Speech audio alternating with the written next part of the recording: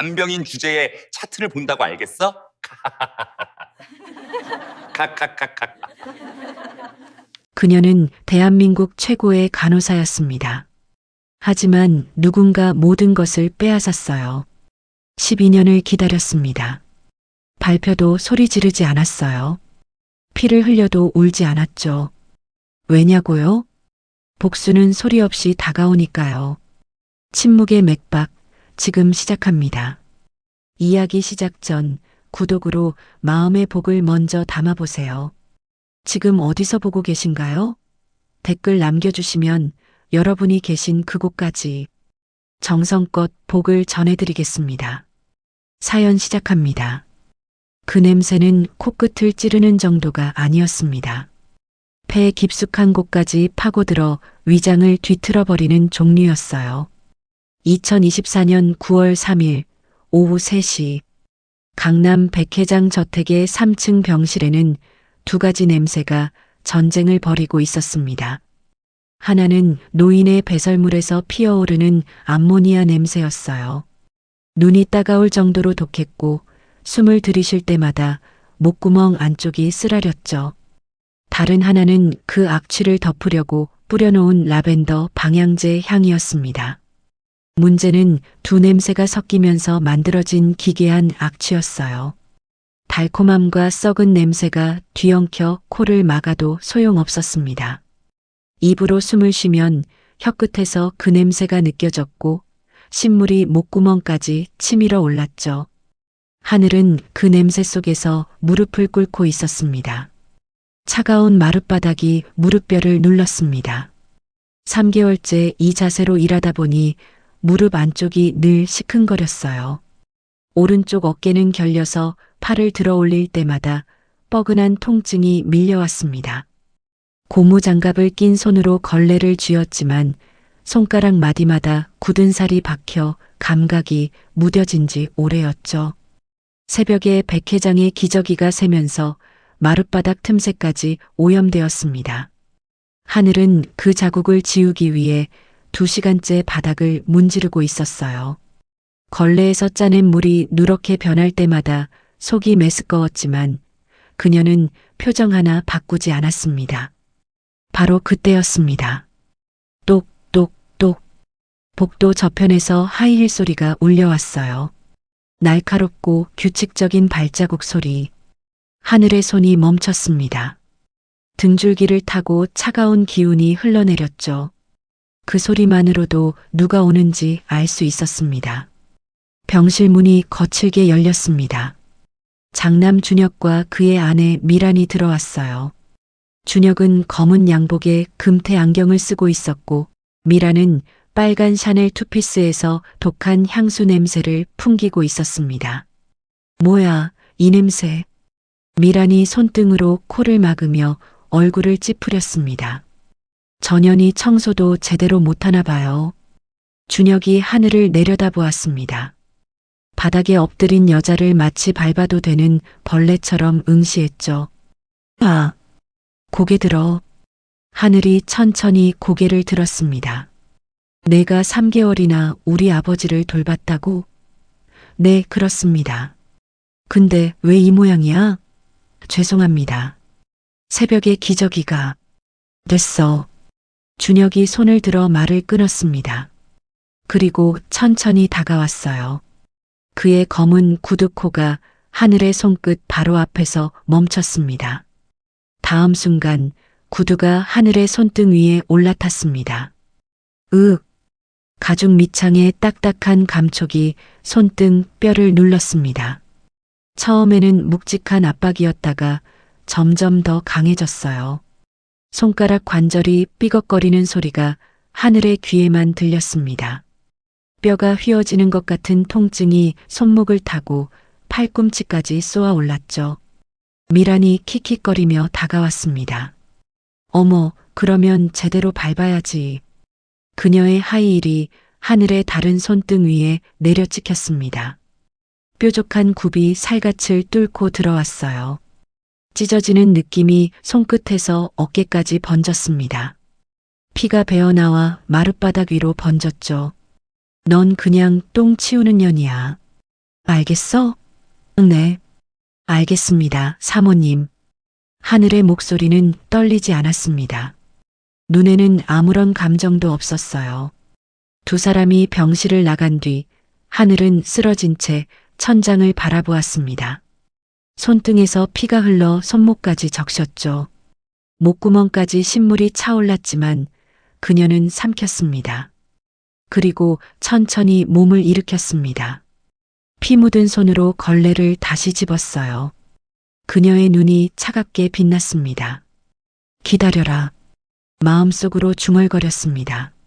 내가 입을 여는 날 너희가 이 바닥에 엎드리게 될 거다. 복수의 씨앗이 심어졌습니다. 새벽 5시의 저택은 숨을 죽이고 있었습니다. 2024년 9월 4일. 복도의 조명은 꺼져 있었고 창밖에는 아직 해가 뜨지 않아 칠흑 같은 어둠이 내려앉아 있었어요. 하늘은 3층 병실로 향하는 계단을 한 칸씩 올랐습니다. 발걸음을 옮길 때마다 손등에서 욱신거리는 통증이 밀려왔죠. 어젯밤 하늘은 부엌 찬장에서 찾은 낡은 반창고를 손등에 대충 붙였습니다. 소독도 제대로 못했어요. 하이힐 굽에 찢어진 상처는 밤새 진물이 배어나와 반창고를 적셨고 지금은 딱딱하게 굳어 피부에 달라붙어 있었습니다. 손가락을 움직일 때마다 굳은 딱지가 갈라지는 느낌이 들었죠. 병실 문을 열자 익숙한 냄새가 코를 찔렀습니다. 암모니아와 라벤더, 그리고 오래된 약품 냄새가 뒤섞인 공기였어요. 하늘은 깊이 숨을 들이쉬지 않았습니다. 3개월 동안 이 냄새와 함께 살았지만 여전히 익숙해지지 않았죠. 침대 위에는 백 회장이 누워 있었습니다. 83세 노인은 눈을 감은 채 미동도 없었어요. 산소 호흡기가 규칙적으로 쉭 소리를 내며 공기를 밀어넣고 있었고 심장 모니터의 초록색 선이 느리게 오르내리고 있었습니다. 5년 전 뇌졸중으로 쓰러진 뒤 이 노인은 단 한 번도 눈을 뜨지 않았어요. 말을 하지 못했고 움직이지 못했고 그저 기계의 힘으로 숨만 쉬고 있었죠. 하늘은 침대 옆 테이블에서 대야를 들었습니다. 욕실에서 따뜻한 물을 받아왔어요. 김이 모락모락 피어오르는 물속에 타월을 담그려는 순간 하늘은 멈칫했습니다. 반창고가 벗겨지면서 상처가 드러났거든요. 찢어진 살갗 사이로 빨간 속살이 보였고 거기서 피가 한 방울 떨어져 대야 속으로 빠졌습니다. 투명한 물속에서 빨간 피가 천천히 퍼져나갔어요. 마치 꽃이 피어나듯 붉은색이 물결쳐 번졌습니다. 비릿한 냄새가 코끝을 스쳤죠. 하늘은 그 광경을 잠시 바라보다가 고개를 저었습니다. 괜찮아요. 이 정도는. 혼잣말을 중얼거리며 타월을 물에 적셨습니다.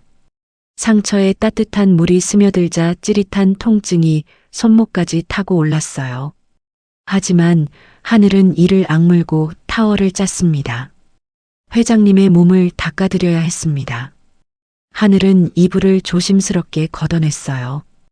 회장님의 팔이 드러났습니다. 5년 동안 움직이지 못한 팔은 뼈만 앙상하게 남아 있었어요. 근육은 녹아내리듯 사라졌고 피부는 누렇게 변해 종이처럼 얇아져 있었죠. 타월을 회장님의 팔 위에 올렸습니다. 그 순간 하늘의 손끝에 이상한 감촉이 전해졌어요. 딱딱했습니다. 살아있는 사람의 피부가 아니었어요. 마치 굳어버린 찰흙을 만지는 것 같았죠. 탄력이라곤 전혀 없었고 누르면 눌린 자국이 그대로 남았습니다. 5년 동안 한 자세로 누워있던 근육은 완전히 경직되어 돌처럼 굳어 있었습니다.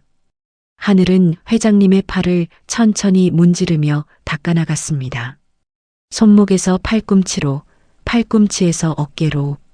따뜻한 타월이 지나간 자리에 희미하게 핏기가 돌았다가 금세 다시 창백해졌죠. 그때였습니다. 하늘의 손이 회장님의 손등 위를 지나가던 순간 무언가가 느껴졌어요. 떨림이었습니다. 하늘은 손을 멈췄습니다. 숨을 죽이고 회장님의 손을 바라보았어요. 분명히 느꼈습니다. 회장님의 검지손가락 끝이 미세하게 떨리고 있었어요. 아주 작은 떨림이었지만 하늘의 손바닥에 그 진동이 고스란히 전해졌습니다. 경련인가? 하늘은 처음에 그렇게 생각했어요. 장기간 침대에 누워있는 환자들에게 근육 경련은 흔한 일이었으니까요. 하지만 이건 달랐습니다. 떨림의 규칙이 있었어요. 짧게 3번, 길게 1번, 다시 짧게 2번. 그리고 멈춤. 잠시 후 같은 패턴이 반복되었습니다. 짧게 3번, 길게 1번, 짧게 2번. 하늘의 심장이 빠르게 뛰기 시작했습니다. 이건 단순한 경련이 아니에요. 그녀의 머릿속에서 오래전 기억이 떠올랐습니다. 간호사로 일하던 시절 의식이 있지만 몸을 움직이지 못하는 환자들을 봤었죠.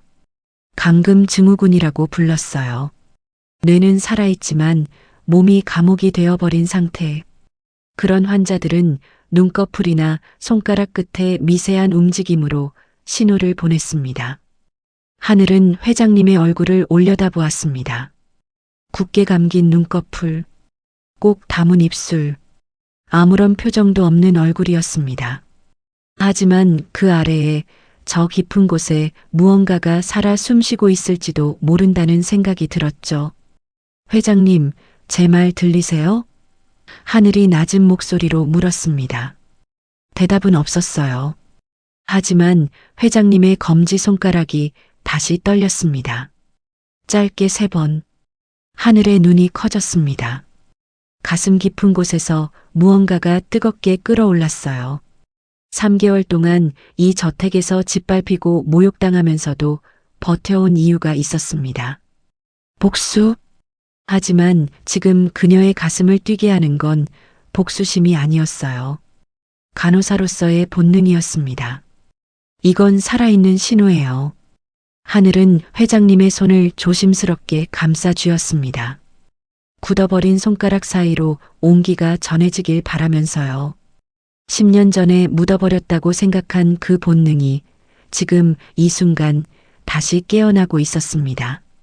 그날 아침 하늘은 실수를 저질렀습니다. 2024년 9월 5일 오전 10시 하늘은 회장님의 손가락이 다시 떨리는 것을 발견했어요. 어제와 같은 패턴이었습니다. 짧게 3번, 길게 1번, 짧게 2번. 분명한 신호였죠. 하늘의 가슴이 두근거렸습니다. 이틀 연속 같은 패턴이라면 우연이 아니었어요. 회장님은 살아있었습니다. 저 굳어버린 몸 안에서 누군가 바깥 세상을 향해 손을 뻗고 있었죠. 말해야 해요. 하늘은 그렇게 생각했습니다.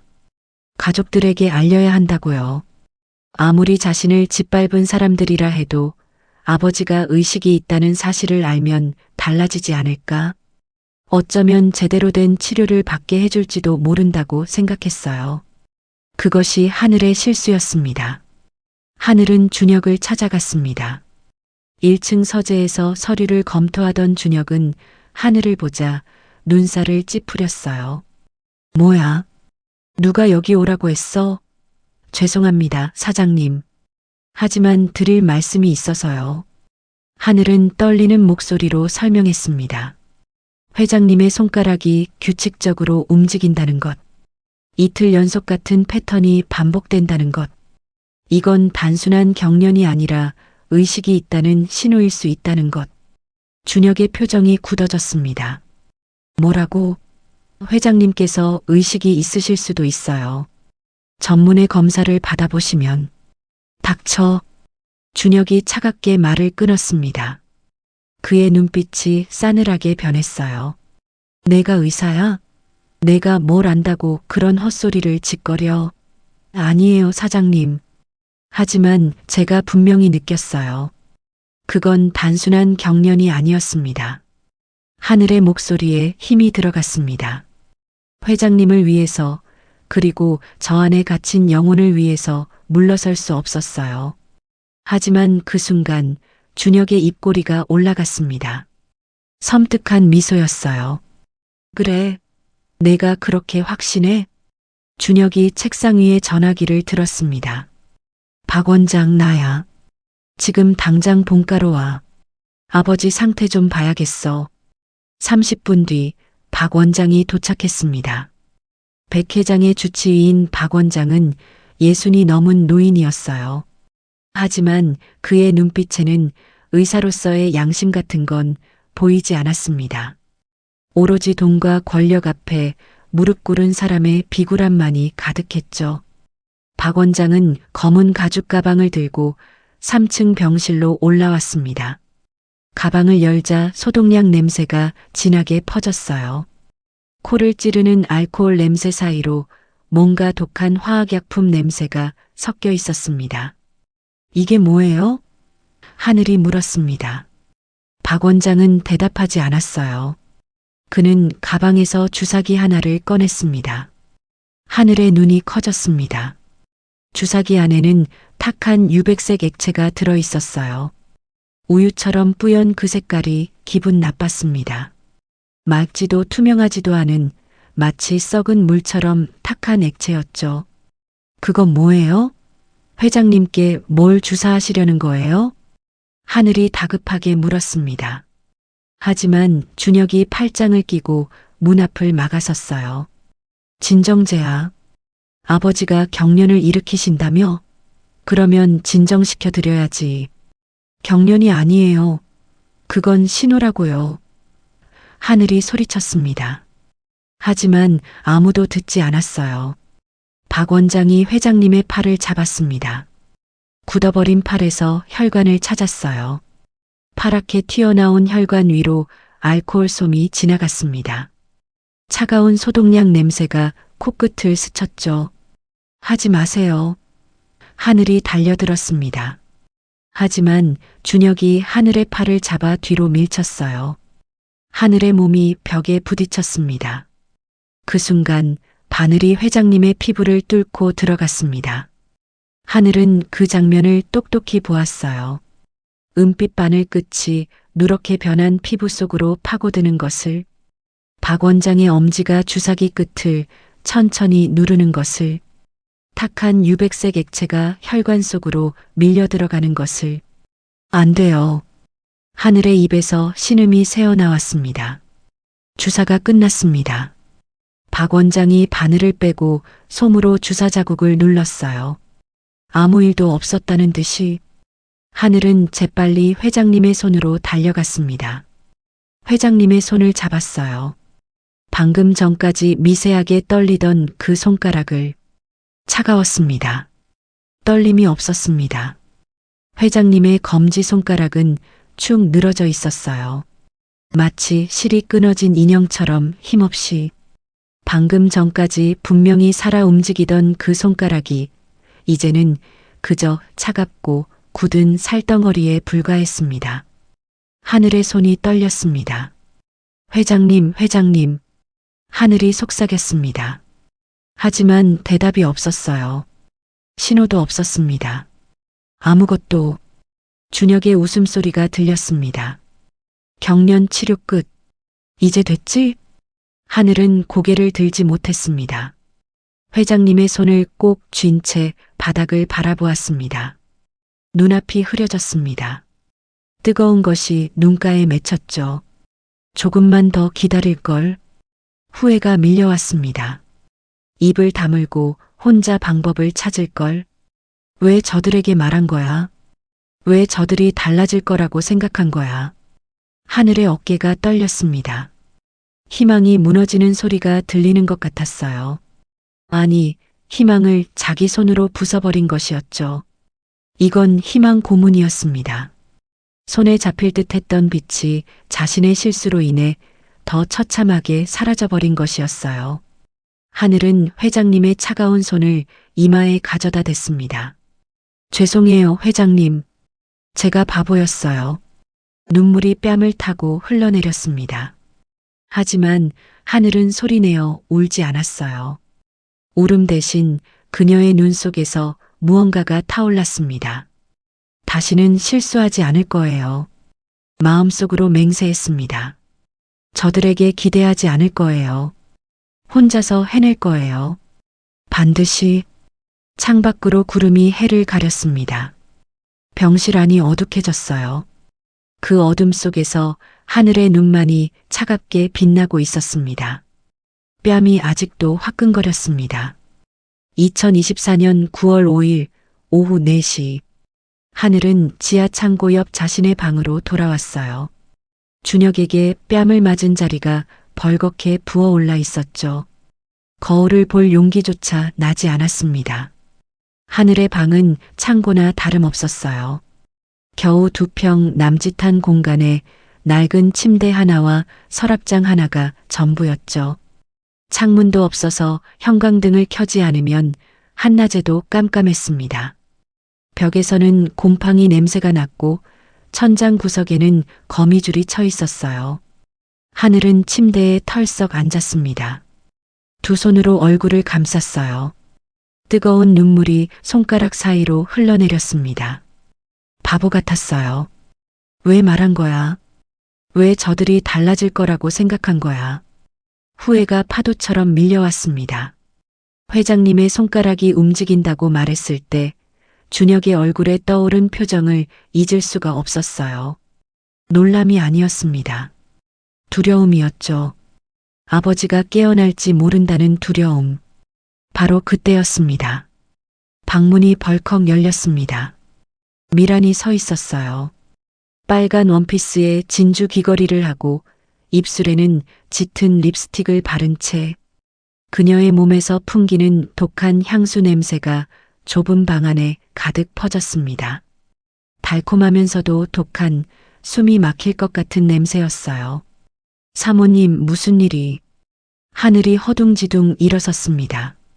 하지만 미라는 대답하지 않았어요. 그녀의 눈이 방 안을 훑었습니다. 마치 뭔가를 찾는 것처럼 미란이 서랍장으로 다가갔습니다. 서랍을 확 열었어요. 사모님, 뭘 찾으시는? 닥쳐. 미란의 손이 서랍 속을 뒤졌습니다. 낡은 옷가지들, 헌 수건들, 그리고 그 아래 깊숙이 숨겨둔 것들이 드러났어요. 하늘의 얼굴이 창백해졌습니다. 미란의 손에 오래된 종이 뭉치가 들렸습니다. 누렇게 바랜 자격증이었어요.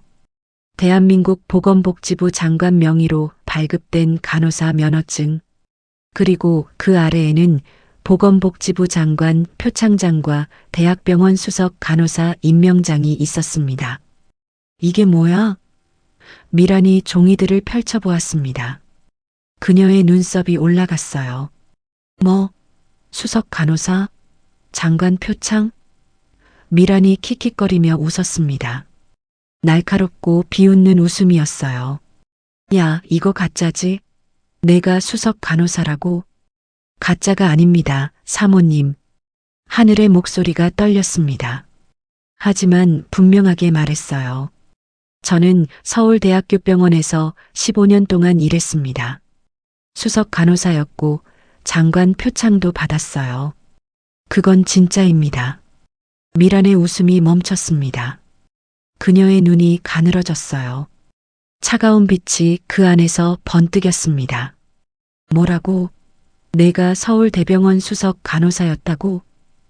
미란이 한 발짝 다가왔습니다. 향수 냄새가 더 진하게 밀려왔어요. 그런 년이 왜 여기서 똥이나 치우고 있어? 말이 돼? 하늘은 대답하지 못했습니다. 대답할 수 없었어요. 12년 전 모든 것을 잃었던 그날의 기억이 떠올랐습니다. 남편의 죽음, 딸의 실종, 그리고 누명을 쓰고 병원에서 쫓겨났던 그 참혹한 시간들. 미란의 입꼬리가 올라갔습니다.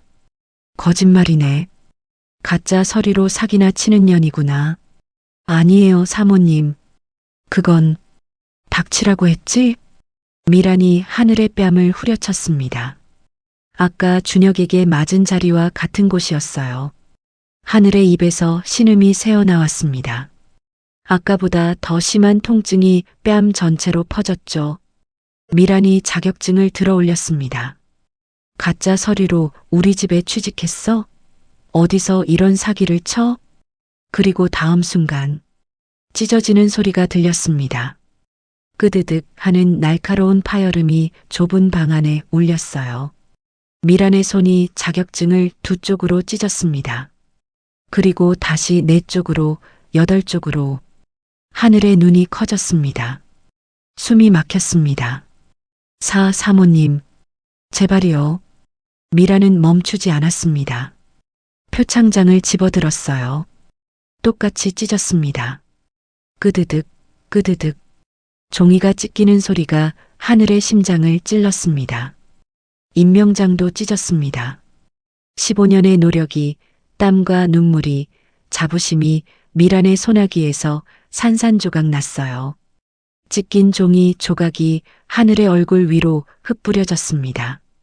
까칠한 종이 모서리가 볼을 스쳤어요.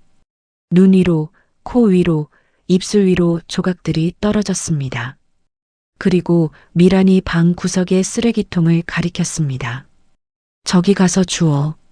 하늘은 쓰레기통을 바라보았습니다. 낡은 플라스틱 통 안에는 음식물 찌꺼기와 휴지 조각들이 가득했어요. 퀴퀴하고 쉰내 나는 악취가 올라왔습니다. 며칠이나 비우지 않은 쓰레기에서 나는 역겨운 냄새였죠. 미란이 종이 조각들을 쓰레기통 안으로 던졌습니다. 조각들이 오물 위로 떨어졌어요. 하늘에 15년이 썩은 음식 찌꺼기와 함께 뒤섞였습니다. 사기꾼년. 오늘 당장 잘라버릴 줄 알아. 미란이 몸을 돌렸습니다. 하이힐 소리를 내며 방을 나갔어요. 문이 쾅 닫혔습니다. 하늘은 그 자리에 서 있었습니다. 한동안 움직이지 못했어요. 말하고 싶었습니다. 목구멍까지 말이 차올랐어요. 나는 사기꾼이 아니야. 나는 진짜 수석 간호사였어.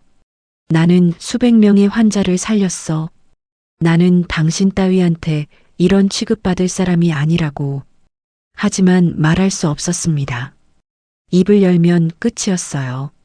여기서 쫓겨나면 끝이었습니다. 회장님을 구할 사람이 없었어요. 저 약물에 죽어가는 노인을 지킬 사람이 자신밖에 없었습니다. 하늘은 천천히 무릎을 꿇었습니다. 쓰레기통 앞에 앉았어요. 퀴퀴한 악취가 코를 찔렀습니다. 속이 메스꺼웠지만 참았습니다. 손을 뻗어 쓰레기통 속으로 집어넣었어요. 차가웠습니다. 썩은 음식물의 끈적한 감촉이 손가락에 닿았어요. 축축하고 미끈거렸습니다. 역겨운 냄새가 손등을 타고 올라왔죠. 하지만 하늘은 손을 거두지 않았습니다. 손끝에 종이 조각이 걸렸어요. 하나씩 하나씩 꺼냈습니다. 오물이 묻은 조각들을 무릎 위에 내려놓았어요. 장관 표창장의 일부가 보였습니다. 대한민국이라는 글자의 반쪽, 수석 간호사라는 글자의 조각, 하늘의 눈에서 눈물이 흘러내렸습니다. 하지만 그녀는 멈추지 않았어요. 조각을 줍는 손이 떨렸지만 계속했습니다. 쓰레기 속에서 자신의 자부심을 하나하나 건져 올렸습니다. 반드시 돌려받을 거예요. 하늘이 속삭였습니다. 이 모든 것을 100배로 돌려받을 거예요. 찢긴 종이 조각들을 품에 안은 채 하늘은 어둠 속에서 울었습니다. 주방에서 미움 냄새가 피어올랐습니다.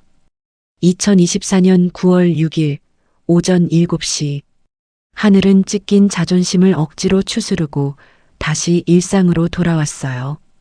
지하 창고 같은 방에서 밤새 울다가 새벽에 겨우 눈을 붙였다 일어난 터였죠. 눈두덩이 퉁퉁 부어 있었지만 거울을 볼 여유 따위는 없었습니다. 회장님의 아침 식사를 준비해야 했어요. 주방 한쪽에는 이미 죽이 준비되어 있었습니다. 요리사가 새벽에 만들어둔 것이었어요. 하얀 사기 그릇 안에 담긴 미음은 윤기가 자르르 흘렀고 고소한 쌀 냄새가 부엌 전체에 퍼져 있었습니다. 하늘은 그릇을 들어 올렸어요. 쟁반에 올리려던 순간 멈칫했습니다. 뭔가 이상했어요. 코끝을 스치는 냄새가 평소와 달랐습니다. 분명 고소한 미음 냄새가 나는데 그 아래 묻혀 있는 뭔가가 있었어요. 아주 미세하게, 거의 느끼기 힘들 정도로 희미하게. 하지만 15년간 대학병원에서 수많은 약품을 다뤄온 하늘의 코는 그것을 놓치지 않았습니다. 비린내였어요. 생선 비린내가 아니었습니다. 화학약품 특유의 금속 같으면서도 쓴 그런 종류의 비린내였죠. 마치 소독약과 무언가가 섞인 듯한 미묘한 이치였습니다. 하늘의 심장이 빠르게 뛰기 시작했어요. 설마. 손이 떨렸습니다. 하늘은 주위를 둘러보았어요. 주방에는 아무도 없었습니다. 요리사는 이미 퇴근했고 다른 직원들도 보이지 않았죠. 하늘은 서랍에서 작은 숟가락을 꺼냈습니다.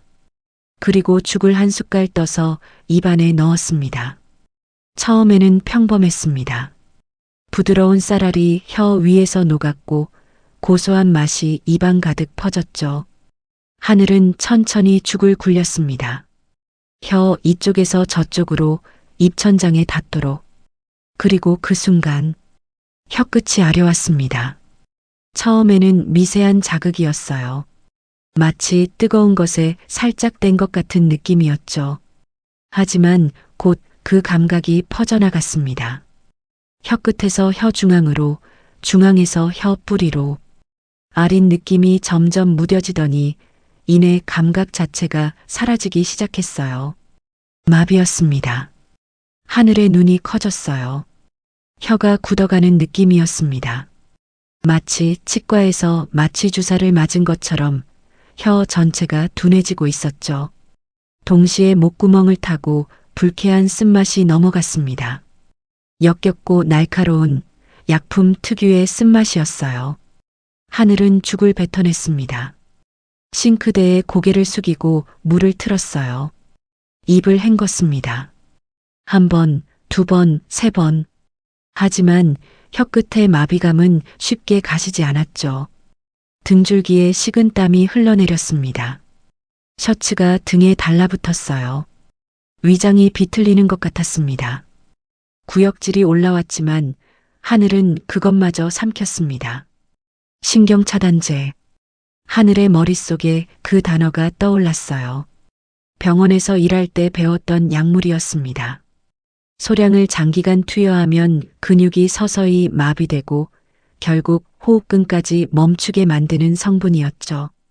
겉으로 보기에는 자연사처럼 보이지만 실제로는 천천히 죽여가는 독이었습니다.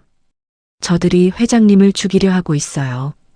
하늘의 손이 덜덜 떨렸습니다. 그릇을 쥔 손가락에 힘이 들어갔다 빠졌다를 반복했어요.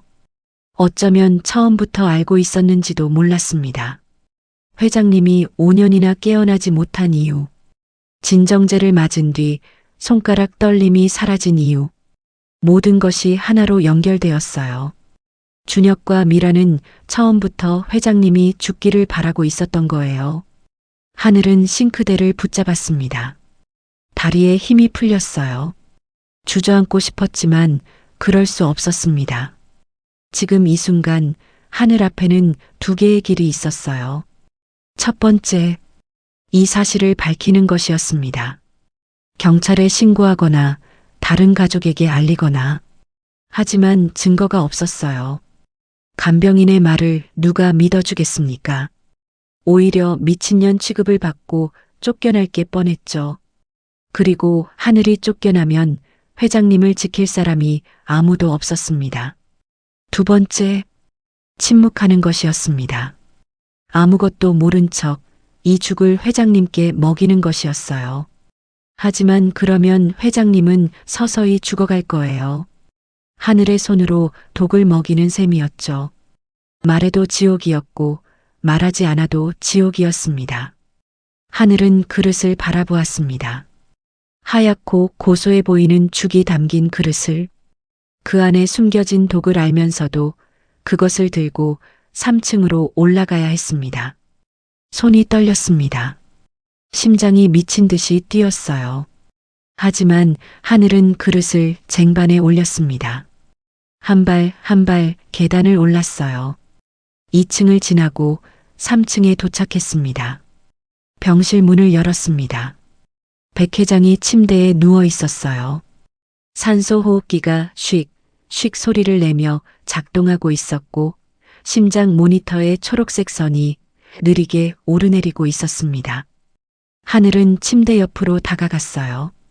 죽그릇을 테이블 위에 내려놓았습니다. 그때였습니다.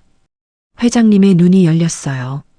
희미하게 아주 조금 눈꺼풀 사이로 흐릿한 눈동자가 보였습니다. 초점 없는 그 눈이 천천히 움직였어요. 그리고 하늘을 향해 멈췄습니다. 하늘의 숨이 멎었습니다. 회장님의 눈이 자신을 보고 있었어요. 말을 하지 못하고 몸을 움직이지 못하지만 분명히 하늘을 바라보고 있었습니다. 그 눈 속에 무엇이 담겨 있는지 알 수 없었어요. 원망인지 간청인지 아니면 그저 공허함인지. 하늘의 손이 죽그릇 위에서 멈췄습니다. 회장님, 하늘이 속삭였어요. 목소리가 갈라졌습니다. 저를 용서해 주세요. 눈물이 뺨을 타고 흘러내렸습니다. 하늘은 떨리는 손으로 그릇을 쥔 채 회장님의 흐릿한 눈동자와 마주했습니다. 선택의 순간이 다가오고 있었습니다. 병실 문이 열렸습니다. 2024년 9월 6일 오전 10시. 하늘은 회장님의 침대 옆에서 죽그릇을 들고 있었어요. 먹이지 못한 채 1시간이 넘도록 그 자리에 서 있었죠. 떨리는 손으로 숟가락을 쥐었다 놓았다를 반복하면서요. 그때 문이 열렸습니다. 장남 준혁과 주치의 박 원장이 들어왔어요. 하늘의 심장이 쿵 하고 내려앉았습니다. 두 사람의 표정이 평소와 달랐어요. 준혁의 얼굴에는 차가운 결의가 서려 있었고 박 원장은 검은 가죽 가방을 손에 쥔 채 고개를 숙이고 있었습니다. 오늘 아버지 상태가 많이 안 좋아. 준혁이 말했습니다. 그의 목소리는 딱딱했습니다. 박 원장, 준비한 거나. 네, 알겠습니다. 박 원장이 가방을 열었습니다. 지퍼가 열리는 소리가 조용한 병실 안에 울렸습니다. 그 안에서 주사기 하나가 모습을 드러냈죠. 하늘의 눈이 주사기에 꽂혔습니다. 투명한 약물이 주사기 안에 가득 차 있었어요. 형광등 빛을 받아 차갑게 반짝였습니다. 그 빛깔이 이상했어요. 맑은 듯 하면서도 그 안에 뭔가 흐릿한 것이 섞여 있는 것 같았죠. 저건 뭐예요? 하늘이 물었습니다. 목소리가 떨렸어요. 아버지 상태를 안정시킬 약이야. 내가 신경 쓸 일 아니니까 비켜. 준혁이 하늘을 밀어냈습니다. 박 원장이 침대 옆으로 다가갔어요. 회장님의 팔을 들어 올렸습니다. 혈관을 찾기 시작했죠. 하늘의 머릿속이 하얘졌습니다. 저건 안정제가 아니에요. 직감이 외쳤습니다. 아까 죽에서 맛본 그 성분, 혀끝을 마비시킨 그 약물. 저 주사기 안에 든 것은 그것의 농축액이었어요. 한 번에 대량으로 투여하면 호흡근이 즉시 마비되고 심장이 멈추게 됩니다. 겉으로 보기엔 자연사처럼 보이지만 실제로는 독살이었죠. 이걸 막지 못하면 끝이에요. 하늘의 온몸이 굳어졌습니다. 다리가 떨렸어요. 하지만 그녀는 움직였습니다. 안 돼요. 하늘이 소리쳤습니다. 동시에 몸을 날려 박 원장의 팔을 낚아챘습니다. 뭐야? 박 원장이 비명을 질렀습니다. 균형을 잃고 비틀거렸죠. 하늘의 손이 박 원장의 손목을 움켜잡았습니다. 주사기를 떨어뜨리려고 힘껏 비틀었어요. 인연이 준혁이 달려들었습니다. 하지만 하늘은 놓지 않았습니다. 박 원장의 손목을 잡은 채 버텼습니다. 그 순간이었습니다. 푹 하고 날카로운 것이 살을 뚫는 소리가 들렸어요. 하늘의 눈이 커졌습니다. 손바닥에서 뜨거운 통증이 폭발했습니다. 아래를 내려다보았습니다. 주사 바늘이 하늘의 손바닥 한가운데를 관통하고 있었습니다. 으악! 비명이 터져 나왔습니다. 하늘의 것인지 박 원장의 것인지 알 수 없었습니다. 통증이 손바닥에서 손목으로, 손목에서 팔꿈치로, 팔꿈치에서 어깨까지 번개처럼 치솟았습니다. 뇌까지 닿는 듯한 날카로운 고통이었어요. 손바닥을 타고 피가 흘러내렸습니다. 끈적하고 따뜻한 액체가 손가락 사이로 줄줄 새어나왔죠. 바늘이 박힌 자리 주변으로 살이 찢어지는 게 느껴졌어요. 하지만 하늘은 손을 놓지 않았습니다. 저 약은 신경차단제예요. 하늘이 외쳤습니다. 목소리가 갈라졌지만 힘껏 소리쳤습니다. 디아세트산과 설퍼메타졸이 섞인 약물이에요. 장기간 투여하면 호흡근 마비로 사망하고 저렇게 농축된 걸 한 번에 맞으면 즉사해요. 당신들이 회장님을 죽이려는 거잖아요. 닥쳐. 준혁이 하늘의 머리채를 움켜잡았습니다. 힘껏 뒤로 잡아당겼어요. 하늘의 몸이 뒤로 꺾였습니다. 손바닥에서 주사기가 빠져나갔습니다. 바늘이 살을 찢으며 빠지는 감각이 온몸을 관통했습니다. 딸깍. 주사기가 바닥에 떨어졌습니다. 금속성의 차가운 소리가 병실 안에 울렸습니다. 주사기가 마룻바닥 위를 대굴대굴 굴러갔죠. 투명한 약물이 조금 새어나와 바닥에 고였습니다. 하늘은 바닥에 쓰러졌습니다. 엎어지면서 손바닥을 짚었습니다. 찢어진 손에서 피가 쏟아졌어요. 마룻바닥이 빨갛게 물들었습니다. 거친 숨소리가 자신의 귀에도 들렸어요. 허억, 허억 몰아쉬는 숨이 끊어질 것 같았습니다. 미쳤어, 인연. 준혁이 하늘을 내려다보았습니다. 그의 눈이 번들거렸습니다. 분노와 경멸이 뒤섞인 눈빛이었죠. 간병인이 주치의한테 상해를 입혔어. 준혁이 주머니에서 전화기를 꺼냈습니다. 경찰 불러. 전현 업무방해에 폭행죄로 고소해. 하늘은 바닥에 엎드린 채 고개를 들었습니다. 피 묻은 손을 움켜쥐었습니다. 손바닥 한가운데 뚫린 구멍에서 피가 계속 흘러나왔죠. 손가락이 저릿저릿했습니다. 감각이 점점 사라지고 있었습니다. 준혁이 차갑게 웃었어요. 내가 뭘 알아? 내가 뭘 안다고 이 난리야? 그가 하늘의 앞에 쪼그려 앉았습니다. 그의 얼굴이 코앞에 있었어요. 증거 있어? 없지. 내 말 누가 믿어? 아무도 안 믿어. 하늘은 대답하지 못했습니다. 손바닥의 통증이 온몸을 지배했습니다. 눈앞이 흐려졌어요. 피를 너무 많이 흘린 것 같았습니다. 침대 위에서 산소호흡기 소리가 규칙적으로 울렸습니다. 쉭, 쉭, 쉭. 회장님은 여전히 누워 있었습니다. 아무것도 모른 채, 아니, 어쩌면 모든 것을 알면서도 아무것도 할 수 없는 채, 하늘은 피 묻은 손으로 바닥을 짚었습니다. 일어나려 했지만 다리에 힘이 없었습니다. 끝이야, 인연아. 준혁의 목소리가 멀게 들렸습니다. 하늘의 의식이 아득해져 갔습니다. 무거운 발소리가 복도를 울렸습니다. 2024년 9월 6일 오전 11시 준혁의 신고를 받고 경찰들이 저택에 도착했어요. 쿵, 쿵, 쿵. 여러 명의 발걸음이 계단을 올라오는 소리가 3층 병실까지 들렸습니다. 군화 바닥이 대리석 바닥을 치는 묵직한 소리였죠. 하늘은 바닥에 웅크린 채 그 소리를 들었어요. 손바닥에서 흘러나온 피가 마룻바닥 위에 웅덩이를 이루고 있었습니다. 검붉은 핏자국이 여기저기 흩뿌려져 있었죠. 손은 여전히 욱신거렸고 손가락은 감각을 잃어가고 있었어요. 끝났구나. 하늘은 그렇게 생각했습니다. 이제 경찰에 끌려가겠죠. 업무방해와 폭행죄로 고소당하고 아무도 자신의 말을 믿어주지 않을 거예요. 회장님은 결국 저들 손에 죽게 될 거고 하늘은 감옥에서 그 소식을 듣게 되겠죠. 병실 문이 벌컥 열렸습니다. 경찰 넷이 들어왔어요.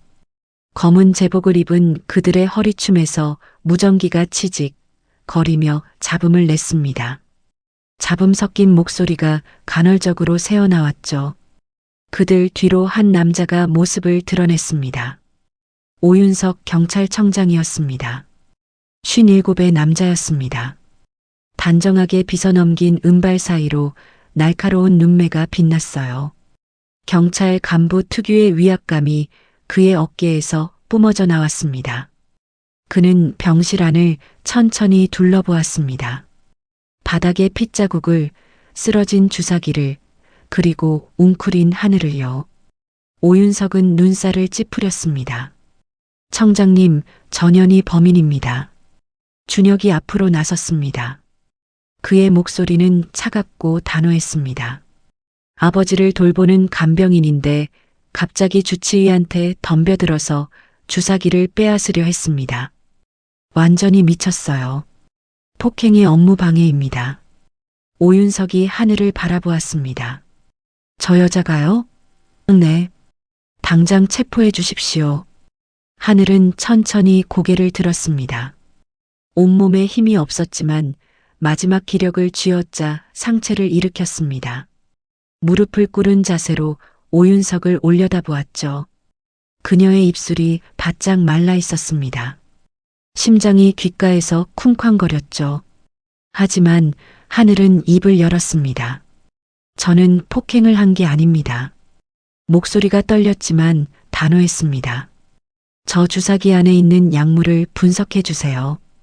디아세트산과 설퍼메타졸이 검출될 겁니다. 신경차단제예요. 저들이 회장님을 독살하려 했습니다.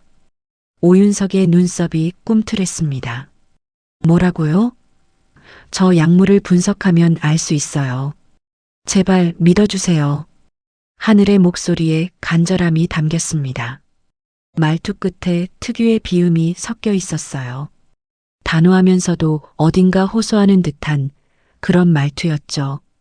오윤석이 멈칫했습니다. 그의 눈이 하늘의 얼굴을 훑었어요. 낯이 익었습니다. 분명히 어디선가 본 적이 있는 얼굴이었어요. 하지만 어디서 봤는지 떠오르지 않았죠. 그때 오윤석의 시선이 하늘의 손목에 멈췄습니다. 피로 얼룩진 손목에 낡은 가죽시계가 감겨 있었어요. 오래되어 색이 바랜 갈색 가죽줄이었습니다. 시계 유리에는 잠금이 가 있었고 은색 테두리는 닳아서 광택을 잃었죠. 오윤석의 심장이 쿵 하고 내려앉았습니다. 저 시계, 20년 전의 기억이 번개처럼 떠올랐습니다. 1994년 7월 15일 서울대학교 병원 응급실. 당시 37이던 오윤석은 흉부에 총상을 입고 실려왔습니다. 범인을 추격하다 총을 맞은 것이었죠. 피를 너무 많이 흘려 의식이 흐려져 가고 있었어요. 그때 한 여자가 그의 얼굴 위로 나타났습니다. 숨을 크게 쉬세요. 단호하면서도 차분한 목소리였습니다. 말투 끝에 미세한 비음이 섞여 있었죠. 제 손을 꽉 잡으세요. 절대 놓으면 안 돼요. 그녀의 손목에 낡은 가죽 시계가 감겨 있었습니다. 갈색 줄의 은색 테두리. 오윤석은 그 시계를 보며 의식을 붙잡았습니다. 6시간의 수술 끝에 그는 살아났습니다. 나중에 들었습니다. 그날 자신을 살린 사람이 서울대병원의 수석 간호사였다고, 응급실에서 가장 뛰어난 간호사였다고. 오윤석의 귓가에 그 목소리가 다시 울렸습니다. 저 주사기 안에 있는 약물을 분석해 주세요. 같은 비음이었습니다. 같은 단호함이었습니다. 20년이 지났지만 그 목소리는 변하지 않았죠. 오윤석의 손이 떨렸습니다. 입술이 바짝 말랐어요. 심장이 귓가를 울렸습니다. 쿵, 쿵, 쿵. 그가 천천히 하늘 앞에 무릎을 꿇었습니다. 주위의 경찰들이 놀란 눈으로 바라보았습니다. 준혁의 얼굴이 당혹감으로 일그러졌습니다. 청장님? 오윤석은 대답하지 않았습니다. 그는 하늘의 눈을 들여다보았습니다. 3개월간의 고통이 새거진 그 눈을, 그리고 그 너머에 있는 20년 전과 같은 불꽃을요. 그의 목소리가 떨렸습니다. 혹시? 오윤석이 입을 열었습니다. 목이 메어 말이 잘 나오지 않았습니다. 혹시 수석 간호사님 아니십니까? 병실 안의 모든 공기가 얼어붙었습니다. 준혁의 표정이 굳었습니다. 미란이 숨을 삼켰습니다. 경찰들은 서로를 바라보았죠. 하늘은 오윤석을 올려다보았습니다. 그녀의 눈에 눈물이 고였습니다. 20년 전 자신이 살린 청년이 지금 자신 앞에 무릎을 꿇고 있었습니다. 하늘의 입술이 떨렸습니다. 하지만 그녀는 대답하지 않았습니다. 대신 피 묻은 손으로 자신의 낡은 시계를 만졌습니다. 오윤석의 눈에서 눈물이 흘러내렸습니다. 혹시 수석 간호사님 아니십니까? 오윤석의 물음이 병실 안에 울려 퍼졌습니다. 모든 시선이 하늘에게 쏠렸어요. 준혁의 얼굴에 당혹감이 스쳤고 경찰들은 어리둥절한 표정으로 서로를 바라보았죠. 그 순간이었습니다. 침대 위에서 이상한 소리가 들렸어요. 크르륵, 크르륵. 목에서 가래가 끓는 듯한 소리였습니다. 모두의 시선이 일제히 침대 위로 향했어요. 백 회장의 몸이 떨리고 있었습니다. 5년 동안 미동도 없던 그 몸이 마치 발작을 일으키듯 부들부들 경련하고 있었죠. 회장님, 하늘이 본능적으로 뛰어올랐습니다. 손바닥의 통증 따위는 잊었어요. 피가 굳어 끈적해진 손으로 회장님의 목 옆을 눌렀습니다. 인형혈이라 불리는 혈자리였죠. 응급 상황에서 기도를 확보하고 경련을 완화시키는 곳이었습니다. 숨을 크게 쉬세요, 회장님. 천천히요. 하늘의 손이 회장님의 목과 가슴을 오갔습니다. 15년간 몸에 밴 응급처치 기술이 자동으로 튀어나왔어요. 경혈을 누르고 기도를 확인하고 호흡을 유도했습니다. 30초쯤 지났을까요? 경련이 멈췄습니다. 병실 안이 고요해졌어요. 산소 호흡기 소리만 쉭 울렸습니다. 모두가 숨을 죽이고 침대를 바라보았죠. 그때였습니다. 백 회장의 눈이 떠졌어요. 희미하게가 아니었습니다. 완전히 또렷하게 눈을 떴어요. 5년 만에 처음이었습니다. 회장님의 눈동자가 천장을 향해 있다가 천천히 움직이기 시작했어요. 주위를 둘러보았습니다. 경찰들을, 준혁을, 그리고 하늘을요. 하늘의 심장이 멎는 것 같았습니다. 회장님이 입을 열었습니다. 목에서 이상한 소리가 새어나왔어요. 5년 동안 쓰지 않았던 성대가 녹슨 기계처럼 삐걱거렸습니다. 마른 입술 사이로 바람이 새는 듯한 소리가 흘렀죠. 아버지. 준혁이 앞으로 달려왔습니다. 그의 얼굴에 놀라움과 두려움이 교차했어요. 회장님의 입술이 다시 움직였습니다. 저 여자가 쉰 목소리였습니다. 갈라지고 부서진 마치 사포로 긁는 것 같은 소리였습니다. 5년 만에 터져나오는 인간의 목소리였죠. 그 소리가 병실 안에 울려 퍼졌을 때 하늘의 등줄기에 소름이 돋았습니다. 회장님이 손을 들어 올렸습니다. 5년 동안 움직이지 않던 손이 떨리며 공중으로 올라왔어요.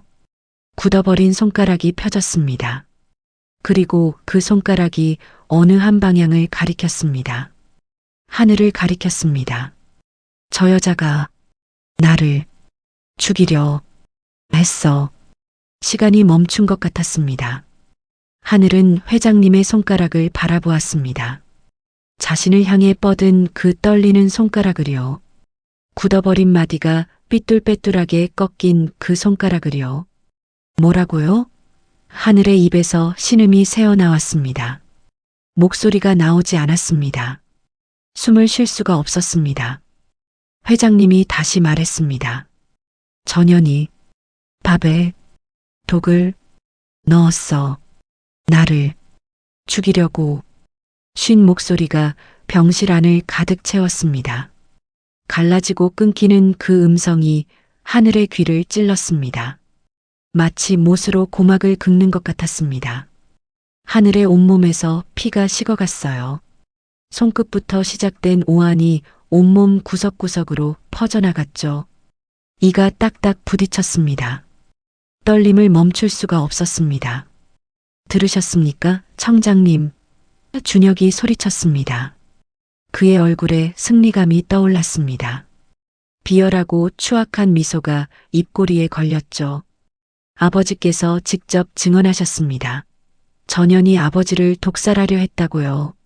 당장 연행하십시오. 살인미수입니다. 하늘은 아무 말도 하지 못했습니다. 3개월이었습니다. 3개월 동안 이 저택에서 모욕당하고 짓밟히고 피를 흘렸습니다. 모든 건 회장님을 지키기 위해서였어요. 독이 든 죽을 치우고 주사기를 막다가 손바닥에 구멍이 났습니다. 그런데 그 회장님이 자신을 범인으로 지목하고 있었습니다. 왜요? 하늘의 입술이 떨렸습니다. 소리가 나오지 않았습니다. 왜요, 회장님? 왜 저한테 이러세요? 물음은 목구멍 안에서 갇혀버렸습니다. 오윤석 청장이 당황한 표정으로 하늘을 바라보았습니다.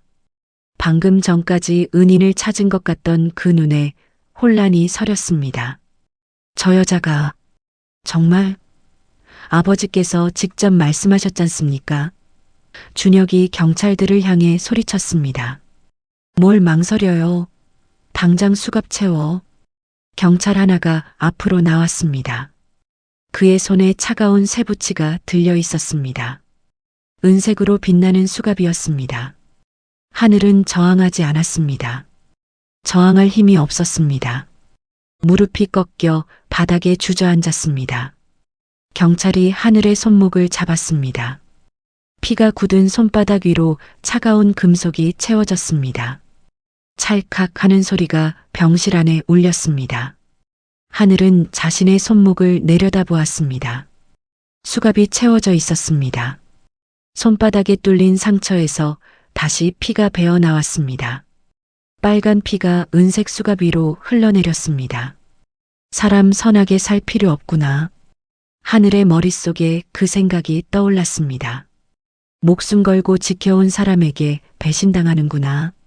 이렇게 끝나는 거구나. 눈물이 흘러내렸습니다. 하지만 하늘은 소리내어 울지 않았습니다. 그저 수갑 찬 손을 내려다보았습니다. 침대 위에서 회장님이 다시 눈을 감았습니다. 그의 입꼬리가 미세하게 떨렸습니다. 그것이 고통 때문인지 아니면 다른 이유 때문인지는 아무도 알 수 없었죠. 연행해. 준혁의 명령이 떨어졌습니다. 경찰이 하늘의 팔을 잡아 일으켰습니다. 하늘은 비틀거리며 발을 내디뎠습니다.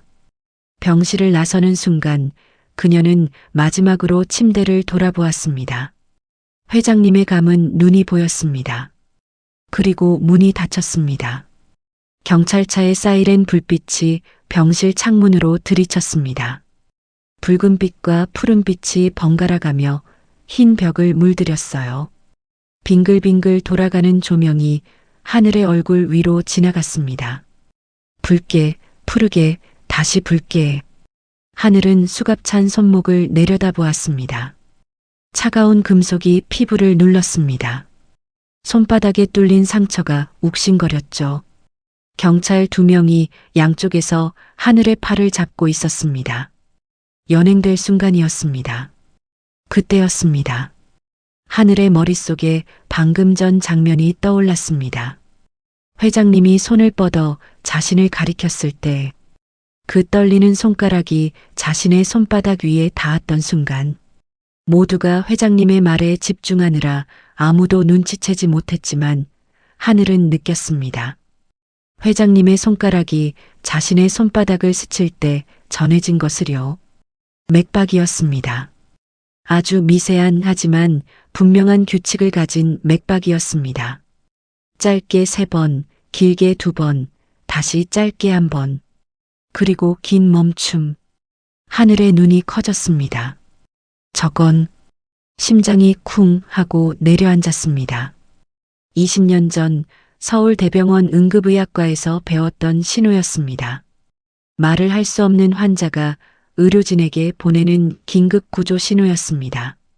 국제응급의료 프로토콜에 등록된 오직 의료 전문가만 아는 신호였죠. 그 신호의 의미는 단 하나였습니다. 나를 조사해달라. 하늘의 숨이 멎었습니다. 회장님은 자신을 배신한 게 아니었습니다. 모든 것이 이해되었습니다. 저택안은 준혁의 눈과 귀로 가득했습니다. 주치의도 요리사도 직원들도 모두 준혁의 사람들이었죠. 회장님이 진실을 말해도 묻힐 게 뻔했습니다. 아니, 진실을 말하는 순간 하늘은 사라졌을 겁니다. 그리고 회장님도요. 그래서 회장님은 다른 방법을 택했습니다. 하늘을 범인으로 지목한 것이었습니다. 범인으로 몰리면 경찰에 연행됩니다. 연행되면 저택 밖으로 나갈 수 있어요. 저택 밖에서는 준혁의 손이 닿지 않습니다. 거기서 진실을 말할 수 있죠. 회장님은 하늘을 저택 밖으로 탈출시킨 거예요. 하늘의 눈에 눈물이 차올랐습니다. 방금 전 회장님의 눈가에 맺혀 있던 눈물 한 방울이 떠올랐습니다. 모두가 증언에만 집중할 때 하늘만이 보았던 그 한 방울. 회장님은 울고 있었습니다. 자신을 지키려는 사람을 범인으로 몰아야 하는 고통이에요. 나를 믿어준 거였구나. 하늘의 가슴 안에서 무언가가 뜨겁게 끓어올랐습니다. 절망이 아니었습니다. 분노도 아니었죠. 그것은 용기였습니다. 거대하고 뜨거운 불꽃 같은 용기였습니다. 하늘이 고개를 들었습니다. 오윤석 청장이 복도 끝에 서 있었습니다. 여전히 혼란스러운 표정으로 하늘을 바라보고 있었죠. 하늘은 경찰의 손을 뿌리치지 않았습니다. 순순히 끌려가면서 오윤석의 곁을 지나쳤습니다. 스쳐 지나가는 찰나 하늘이 낮은 목소리로 속삭였습니다. 청장님. 오윤석이 고개를 돌렸습니다. 회장님 발등을 확인해 주세요. 오래된 학대 흔적이 있어요. 그리고 제 왼쪽 주머니 안에 약물 앰플이 있습니다. 분석하면 신경차단제가 나올 거예요. 하늘의 목소리는 떨리지 않았습니다. 단호하고 침착했습니다. 20년 전 응급실에서 수많은 환자를 살리던 그 수석 간호사의 목소리였죠. 저를 믿어달라는 게 아니에요. 증거를 확인해 주세요. 그것뿐입니다. 하늘이 앞으로 걸어갔습니다. 경찰들이 양옆에서 팔을 잡고 있었지만 그녀의 발걸음은 흔들리지 않았습니다. 저택 현관문이 열렸습니다. 서늘한 공기가 얼굴을 스쳤습니다. 저택 안의 퀴퀴한 냄새와는 전혀 다른 깨끗하고 날카로운 냄새였죠. 하늘은 깊이 숨을 들이쉬었습니다. 3개월 만에 처음으로 저택 밖의 공기를 맡았습니다. 입안에 남아있던 씁쓸한 맛이 희미해졌습니다. 절망의 맛이었죠. 하지만 그 뒤에 새로운 맛이 떠올랐습니다. 각성의 맛이었습니다. 쓰지만 정신이 번쩍 드는 그런 맛이었습니다. 경찰차 문이 열렸습니다. 하늘은 고개를 숙이고 뒷좌석에 올라탔습니다. 차가운 가죽 시트가 등을 받쳤죠. 문이 닫혔습니다. 엔진이 걸렸습니다. 경찰차가 천천히 움직이기 시작했습니다. 하늘은 창밖을 바라보았습니다. 저택이 점점 멀어지고 있었습니다. 3층 병실의 창문이 보였습니다. 그 어둠 속에 회장님이 누워 있었죠. 5년 동안 감옥 같은 몸에 갇혀 있던 노인. 자신의 아들에게 배신당하고 독살당할 위기에 처한 노인. 그럼에도 마지막 순간에 하늘을 살리기 위해 자신을 범인으로 몰았던 노인. 하늘의 눈에서 눈물이 흘러내렸습니다. 하지만 이번엔 슬픔의 눈물이 아니었습니다. 결의의 눈물이었습니다. 회장님, 하늘이 낮게 음조렸습니다. 수갑찬 손을 가슴에 모았습니다. 약속 지키겠습니다. 그녀의 목소리는 작았지만 단단했습니다. 반드시 돌아갈게요. 반드시 진실을 밝힐게요. 당신이 저를 믿어준 것처럼 저도 끝까지 싸울게요. 경찰차가 저택의 철제 대문을 빠져나갔습니다. 사이렌이 울리기 시작했습니다. 붉은빛과 푸른빛이 밤하늘에 번졌습니다. 멀어지는 저택의 창문을 바라보며 하늘은 마지막으로 속삭였습니다. 기다려주세요, 회장님. 그녀의 눈이 어둠 속에서 빛났습니다. 이건 끝이 아니었습니다. 시작이었습니다. 취조실은 차가웠습니다. 2024년 9월 6일 밤 11시 강남경찰서 지하 1층에 위치한 취조실은 겨우 4평 남짓한 좁은 공간이었어요. 천장에 달린 형광등이 지직거리며 흰 빛을 내뿜었고 구석에 설치된 낡은 에어컨이 웅웅거리며 찬 바람을 토해내고 있었습니다. 하늘은 철제 책상 앞에 앉아 있었습니다. 차갑고 딱딱한 의자였습니다. 등받이가 없어서 허리가 아팠죠. 손목에 채워진 수갑이 책상 위에 놓여 있었습니다. 은색 금속이 형광등 빛을 받아 번쩍였습니다. 수갑 아래로 손바닥에 상처가 보였습니다. 주사 바늘에 뚫렸던 그 자리, 피가 말라붙어 검붉은 딱지가 앉아 있었습니다.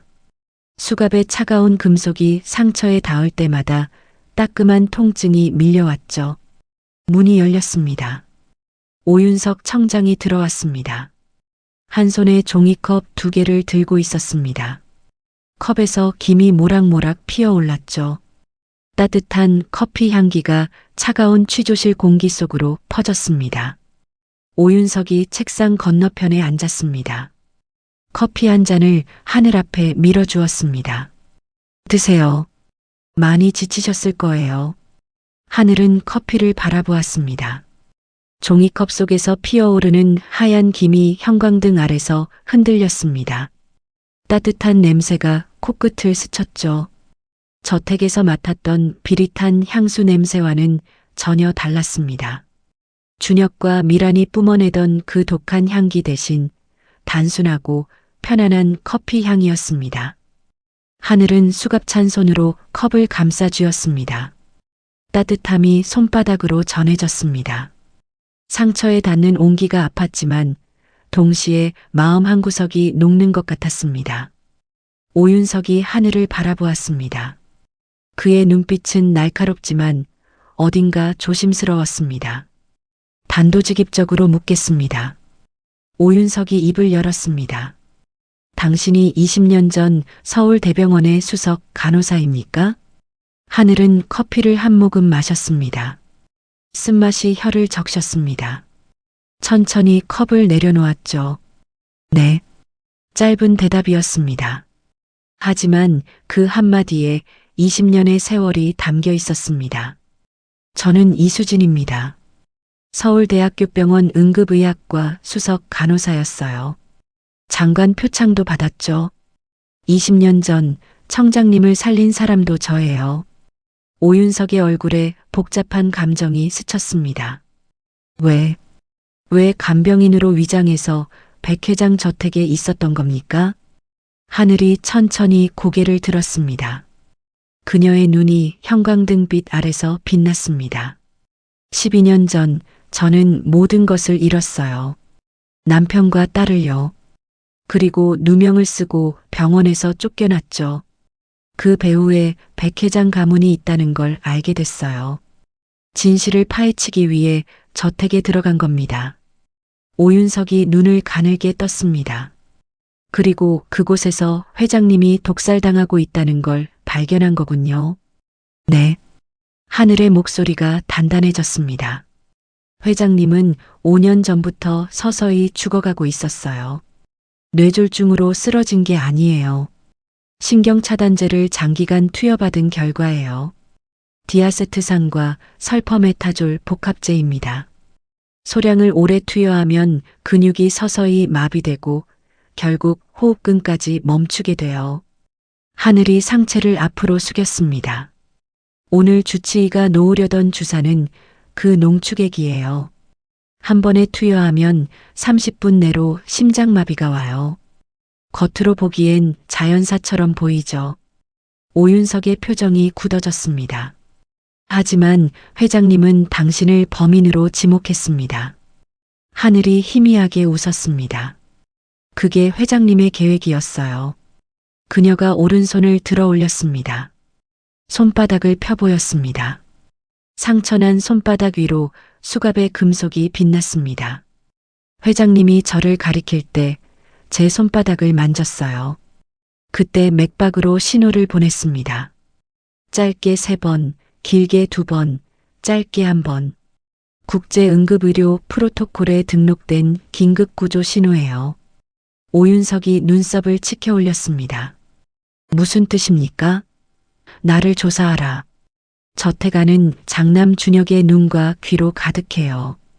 회장님이 진실을 말해도 묻혔을 거예요. 그래서 저를 범인으로 몰아 경찰에 넘긴 거죠. 저택 밖으로 탈출시킨 거예요. 하늘이 오윤석의 눈을 똑바로 바라보았습니다. 제가 드린 앰플 분석해 보셨어요? 오윤석이 잠시 침묵했습니다. 그리고 천천히 고개를 끄덕였습니다. 방금 결과가 나왔습니다. 당신 말대로 신경차단제 성분이 검출됐어요. 하늘의 입꼬리가 올라갔습니다. 회장님 발등도 확인하셨어요? 오래된 화상 자국과 멍 자국이 있었습니다. 최소 2, 3년 이상 된 학대 흔적으로 보인다고 하더군요.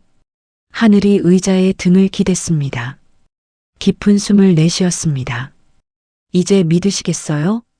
오윤석이 하늘을 바라보았습니다. 그의 눈에 여러 감정이 교차했습니다.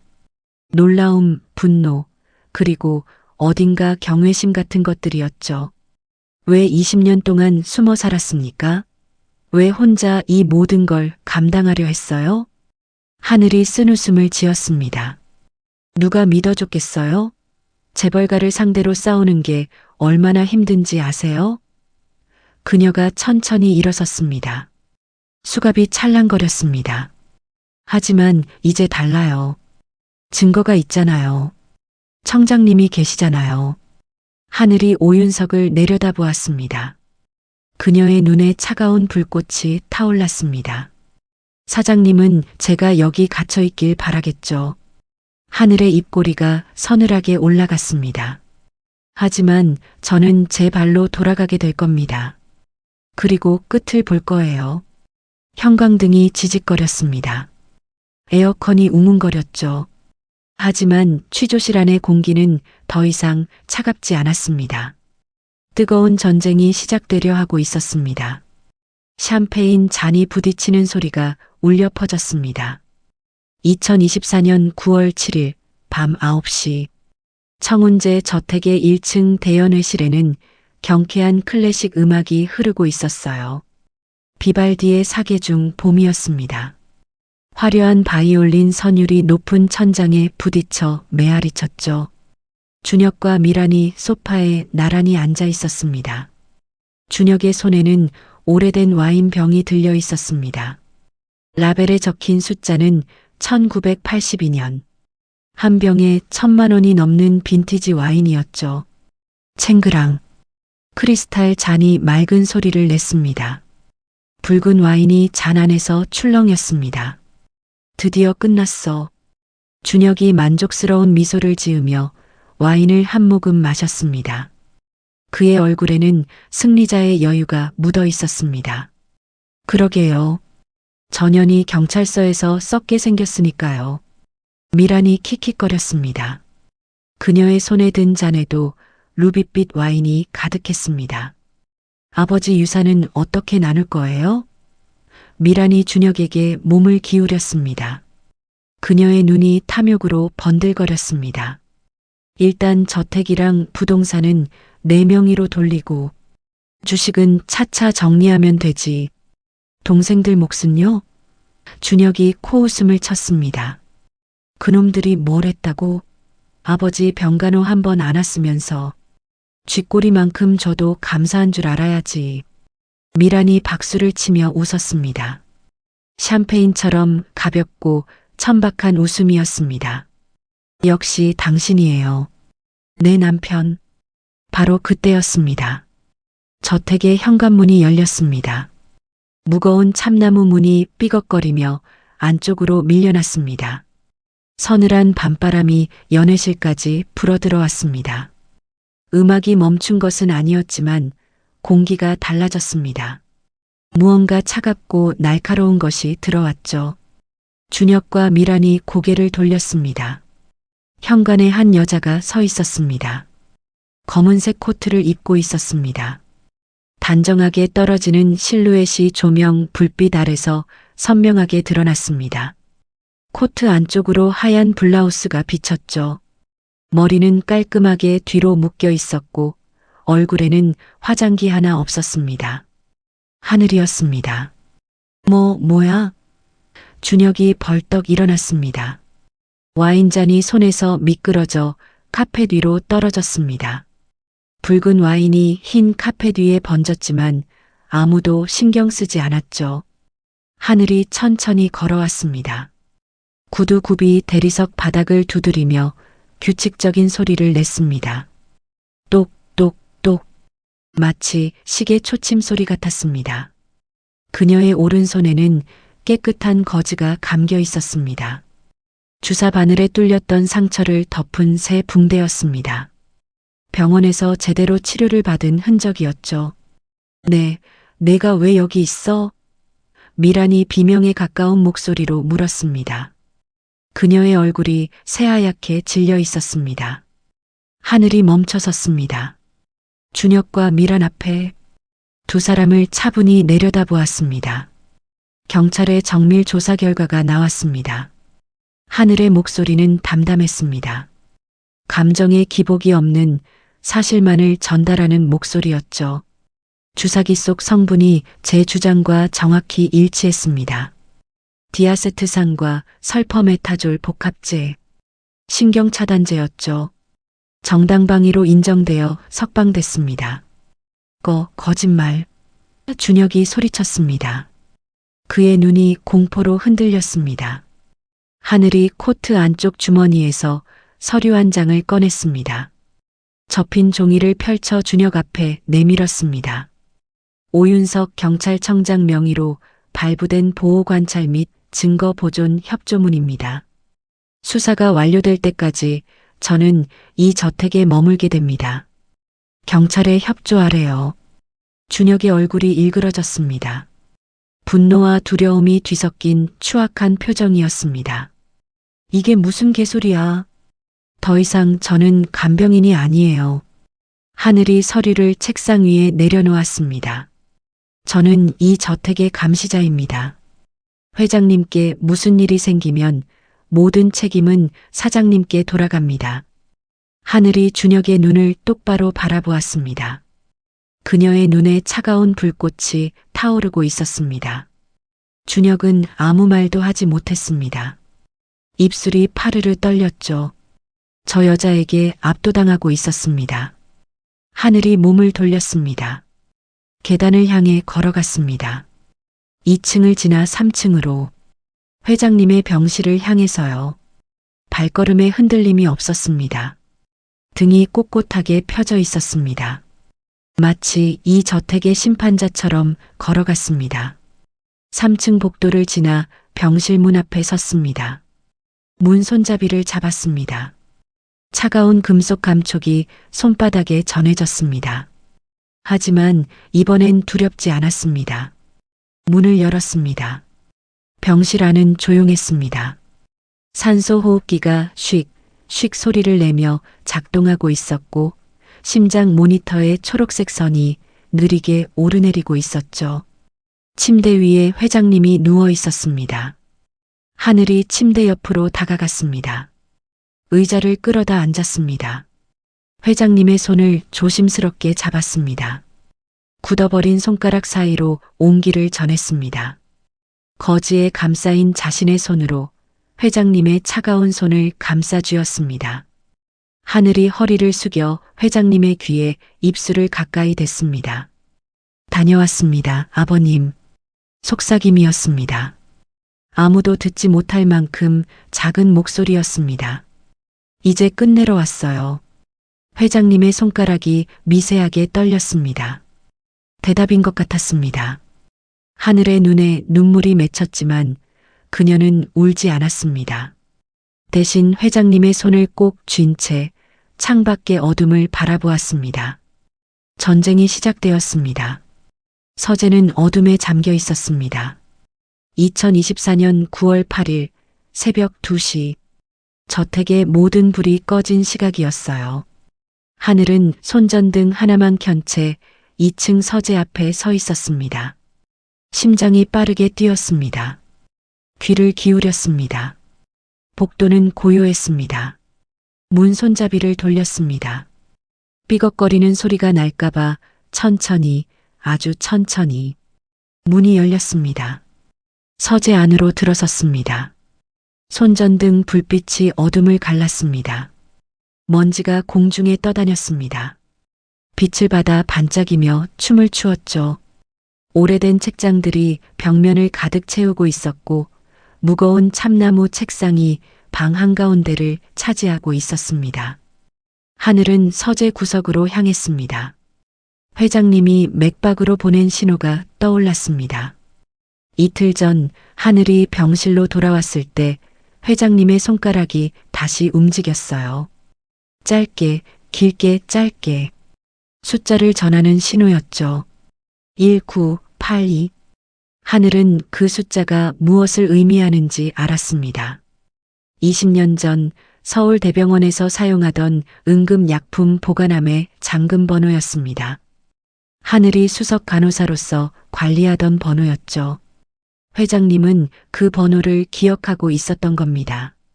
책장 뒤편에 금고가 있었습니다. 손전등 불빛의 차가운 금속 표면이 번쩍였습니다. 검은색 철제 금고였습니다. 높이는 무릎 정도, 너비는 어깨 정도였죠. 앞면에 동그란 다이얼이 달려 있었습니다. 하늘이 다이얼 앞에 무릎을 꿇었습니다. 손을 뻗었습니다. 거지가 감긴 손으로 다이얼을 잡았습니다. 차가운 금속이 손바닥에 닿았습니다. 다이얼을 돌렸습니다. 찰칵. 미세한 클릭 소리가 들렸습니다. 1. 다시 돌렸습니다. 찰칵. 9.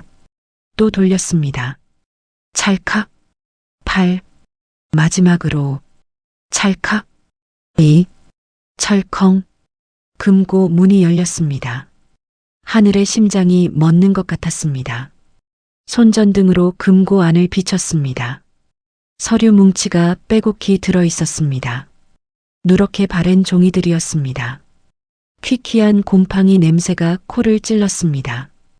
오래된 종이 특유의 냄새 사이로 독한 소독약 향이 섞여 있었죠. 하늘이 서류를 꺼냈습니다. 손이 떨렸습니다. 첫 번째 서류의 제목이 눈에 들어왔습니다. 투약 기록지. 하늘의 눈이 커졌습니다. 페이지를 넘겼습니다. 날짜와 시간이 빼곡히 적혀 있었습니다. 2019년 3월 5일 오후 2시 디아세트산 20mg 투여. 2019년 3월 12일 오후 3시 설퍼메타졸 15mg 투여. 5년치 기록이 담겨 있었습니다. 매주 빠짐없이 신경차단제를 투여한 기록이었습니다. 날짜 옆에는 서명이 있었습니다. 박 원장. 그리고 그 아래 지시자 란에는 백준혁이라는 이름이 적혀 있었죠. 하늘의 손이 떨렸습니다. 이거야. 심장이 미친 듯이 뛰었습니다. 범죄의 증거였습니다. 5년간의 독살 기록이 빼곡히 담긴 문서였죠. 이 종이 한 장이면 모든 게 끝납니다. 바로 그때였습니다. 복도에서 발소리가 들렸습니다. 하이힐 소리였습니다. 날카롭고 다급한 발걸음이었습니다. 점점 가까워지고 있었습니다. 미란이었습니다. 하늘의 몸이 굳었습니다. 손전등을 껐습니다. 서재가 암흑에 잠겼습니다. 발소리가 서재 문 앞에서 멈췄습니다. 하늘은 숨을 죽였습니다. 기록지를 재빨리 접어 블라우스 안쪽 가슴 아래에 밀어 넣었습니다. 종이의 까슬까슬한 감촉이 피부에 닿았습니다. 심장이 귓가에서 쿵쾅거렸죠. 창틀 뒤로 몸을 숨겼습니다. 두꺼운 커튼 사이에 몸을 밀어 넣었습니다. 숨을 참았습니다. 한 번, 두 번, 세 번. 서재 문이 열렸습니다. 불이 켜졌습니다. 밝은 빛이 커튼 틈새로 스며들었습니다. 하늘은 눈을 질끈 감았습니다. 미란의 하이힐 소리가 서재 안으로 들어왔습니다. 똑똑똑. 책상 주위를 돌았습니다. 그리고 금고 앞에서 멈췄습니다. 정적이 흘렀습니다. 3초, 5초, 7초. 뭐야 이게. 미란의 비명이 터져 나왔습니다. 금고가 열려 있잖아. 여보, 여보. 날카로운 목소리가 저택 전체에 울려 퍼졌습니다. 발소리가 다급하게 서재를 빠져나갔습니다. 복도를 달리는 하이힐 소리가 멀어져 갔죠. 하늘은 커튼 뒤에서 움직이지 않았습니다. 30초를 더 기다렸습니다. 미란의 비명소리가 1층에서 울렸습니다. 준혁을 부르는 소리가 들렸죠.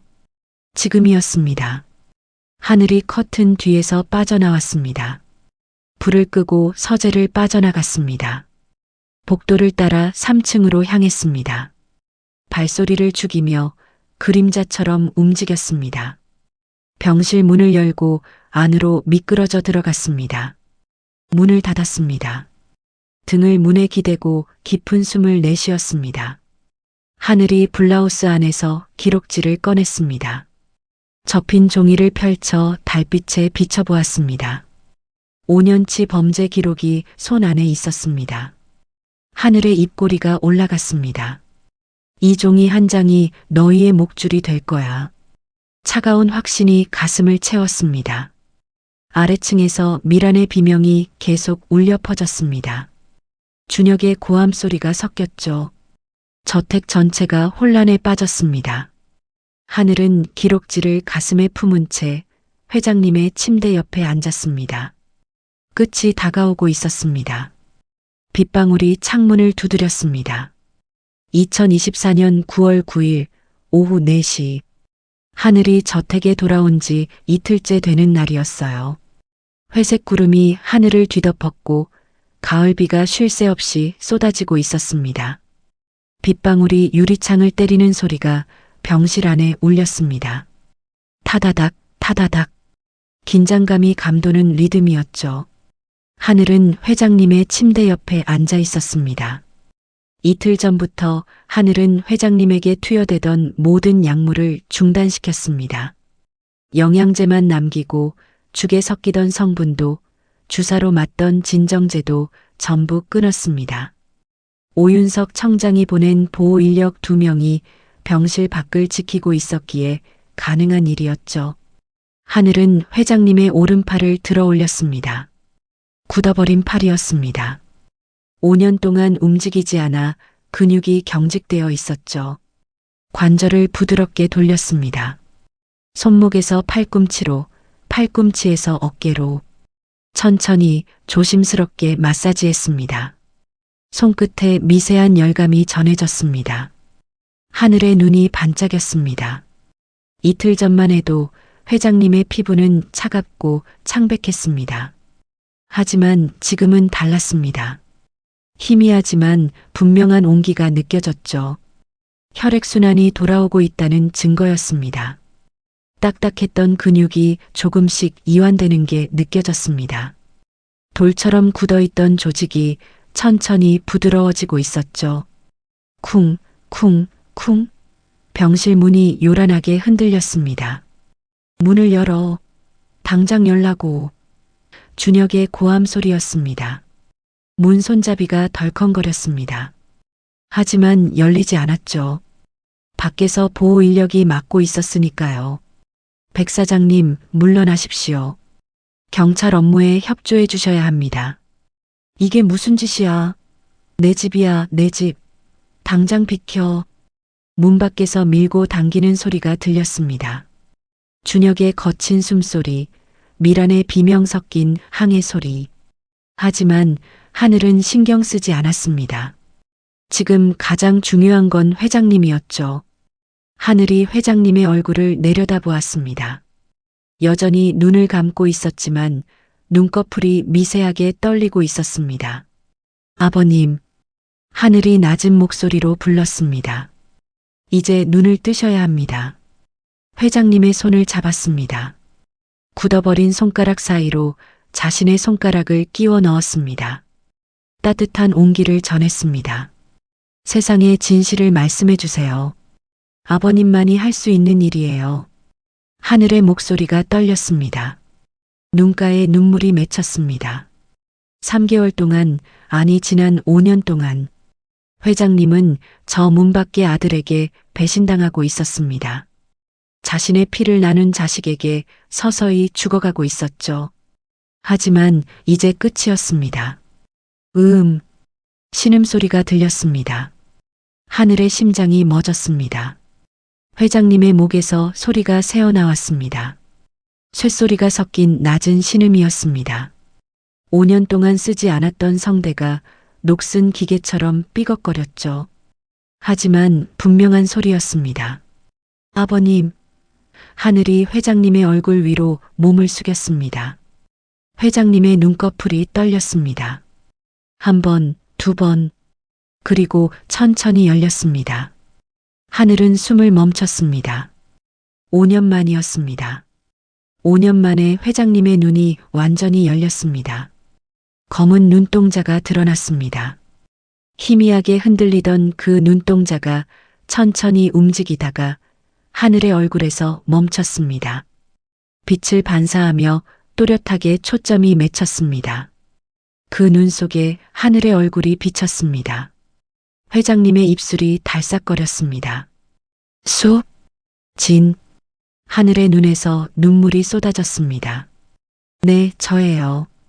이수진이에요. 회장님의 눈에도 눈물이 맺혔습니다. 주름진 눈가를 타고 눈물 한 줄기가 흘러내렸습니다. 그 눈에는 분노가 있었고 슬픔이 있었으며 무엇보다 하늘을 향한 깊은 신뢰가 담겨 있었습니다. 쿵, 문이 더 거세게 흔들렸습니다. 준혁의 고함이 커졌습니다. 당장 열어. 아버지한테 무슨 짓을 하는 거야? 회장님의 눈이 문 쪽으로 향했습니다. 자신의 아들이 있는 곳을 향한 눈빛이 차갑게 굳어졌습니다. 이번엔 진짜였습니다. 배신한 아들을 향한 분노와 결의가 담긴 눈빛이었죠. 하늘이 회장님의 손을 꼭 잡았습니다. 저를 믿어주셔서 감사합니다, 아버님. 회장님의 손이 움직였습니다. 떨리는 손가락이 하늘의 손등 위로 올라왔습니다. 주사 바늘에 뚫렸던 상처 자국을 회장님의 손가락이 어루만졌습니다. 하다. 회장님의 목소리가 갈라졌습니다. 하늘은 고개를 저으며 눈물을 훔쳤습니다. 회장님이 깊은 숨을 들이켰습니다. 5년 만에 처음으로 스스로의 힘으로 쉬는 깊은 숨이었습니다. 그리고 입술이 움직였습니다. 으로 하늘의 눈이 빛났습니다. 창밖에서 빗줄기가 더 거세졌지만 하늘의 마음은 맑게 개어 있었습니다. 마지막 전쟁이 시작되었습니다. 법정의 천장은 높았습니다. 2024년 11월 15일 오전 10시 서울중앙지방법원 대법정. 하늘은 증인석에 서 있었습니다. 꼿꼿한 자세로 흔들림 없는 눈빛으로요. 3개월 전 저택 바닥에 엎드려 피를 흘리던 그 여자가 아니었습니다. 피고인석에는 준혁과 미란, 그리고 박 원장이 앉아 있었습니다. 세 사람 모두 수갑을 차고 있었습니다. 준혁의 눈은 초점을 잃고 흔들렸고 미라는 고개를 떨구고 있었죠. 박 원장은 벌벌 떨며 바닥만 보고 있었습니다. 검사가 하늘에게 물었습니다. 증인은 피고인들이 회장님께 투여한 약물의 성분과 효과를 설명해 주십시오. 하늘이 증거물 봉투에서 종이 뭉치를 꺼냈습니다. 바스락거리는 소리가 조용한 법정에 울렸습니다. 이것은 피고인 백준혁의 금고에서 발견된 이중 투약 기록지입니다. 하늘의 목소리는 차분했습니다. 디아세트산과 설퍼메타졸 복합제가 5년간 주 2회씩 투여되었습니다. 소량을 장기간 투여하면 근육이 서서히 마비됩니다. 의식은 있지만 몸을 움직이거나 말을 할 수 없는 상태가 되죠. 감금 증후군과 유사한 증상을 인위적으로 만들어낸 겁니다. 거짓말입니다. 준혁이 벌떡 일어났습니다. 그의 손이 분노로 덜덜 떨렸습니다. 저 여자가 아버지를 가스라이팅한 거예요. 간병인 주제에 아버지를 세뇌시켜서. 조용히 하십시오. 판사가 의사봉을 내리쳤습니다. 탕, 묵직한 소리가 법정 전체에 울려 퍼졌습니다. 피고인은 자리에 앉으십시오. 다시 한번 법정 질서를 어지럽히면 퇴정 조치하겠습니다. 준혁이 억지로 자리에 앉았지만 그의 눈은 여전히 광기로 번들거렸습니다. 하늘이 기록지를 들어 올렸습니다. 이 기록지에는 날짜, 시간, 투여량, 그리고 지시자 서명이 모두 적혀 있습니다. 피고인 박 원장의 서명과 피고인 백준혁의 지시 날인이 명확히 확인됩니다. 바로 그때였습니다. 법정의 뒷문이 열렸습니다. 삐걱거리는 소리와 함께 문이 천천히 밀려났고 모든 시선이 그쪽으로 향했습니다. 휠체어가 들어왔습니다. 백 회장이 앉아 있었습니다. 5년 만에 처음으로 법정에 선 노인이었습니다. 얼굴은 여전히 창백했지만 눈빛은 날카롭고 또렷했습니다. 법정에 정적이 흘렀습니다. 누구도 숨을 쉬지 않는 것 같았죠. 휠체어가 천천히 앞으로 나아갔습니다. 회장님의 시선이 피고인석을 향했습니다. 자신의 아들을 바라보았습니다. 준혁의 얼굴이 새하얗게 질렸습니다. 아, 아버지. 회장님이 입을 열었습니다. 쉰 목소리였지만 법정 전체에 울려 퍼질 만큼 또렷했습니다. 내 몸은 마비되었을지언정. 회장님의 눈이 준혁을 꿰뚫었습니다. 내 귀는 너희의 탐욕스러운 목소리를 모두 듣고 있었다. 준혁의 몸이 굳어졌습니다. 유산을 어떻게 나눌지. 동생들에게는 쥐꼬리만큼 줘도 된다고. 아버지가 빨리 죽기를 바란다고. 나는 다 들었어. 내가 내 아들이었느냐? 내 피가 이렇게 썩을 줄은 몰랐다. 아니에요. 미란이 갑자기 일어섰습니다. 그녀의 얼굴이 공포로 일그러져 있었습니다. 저는 아니에요. 다 준혁이 시킨 거예요. 미란이 준혁을 가리켰습니다. 저 사람이 시킨 거라고요. 박 원장한테 약 투여하라고 한 것도 간병인 괴롭히라고 한 것도 다 준혁이에요. 저는 그냥 시키는 대로 했을 뿐이라고요. 뭐라고? 준혁이 미란을 향해 돌아섰습니다. 그의 눈에 배신감이 번뜩였습니다. 내가 지금 나를 팔아? 살아야 하잖아요. 미란이 비명을 질렀습니다. 그녀의 무릎이 꺾여 바닥에 주저앉았습니다. 처절한 울음소리가 터져나왔습니다. 조용히 하십시오. 판사가 다시 의사봉을 내리쳤습니다. 탕, 탕. 준혁이 갑자기 뛰어올랐습니다. 광기에 휩싸인 눈으로 법정을 둘러보았습니다. 다 거짓말이야. 전현이 꾸민 거라고.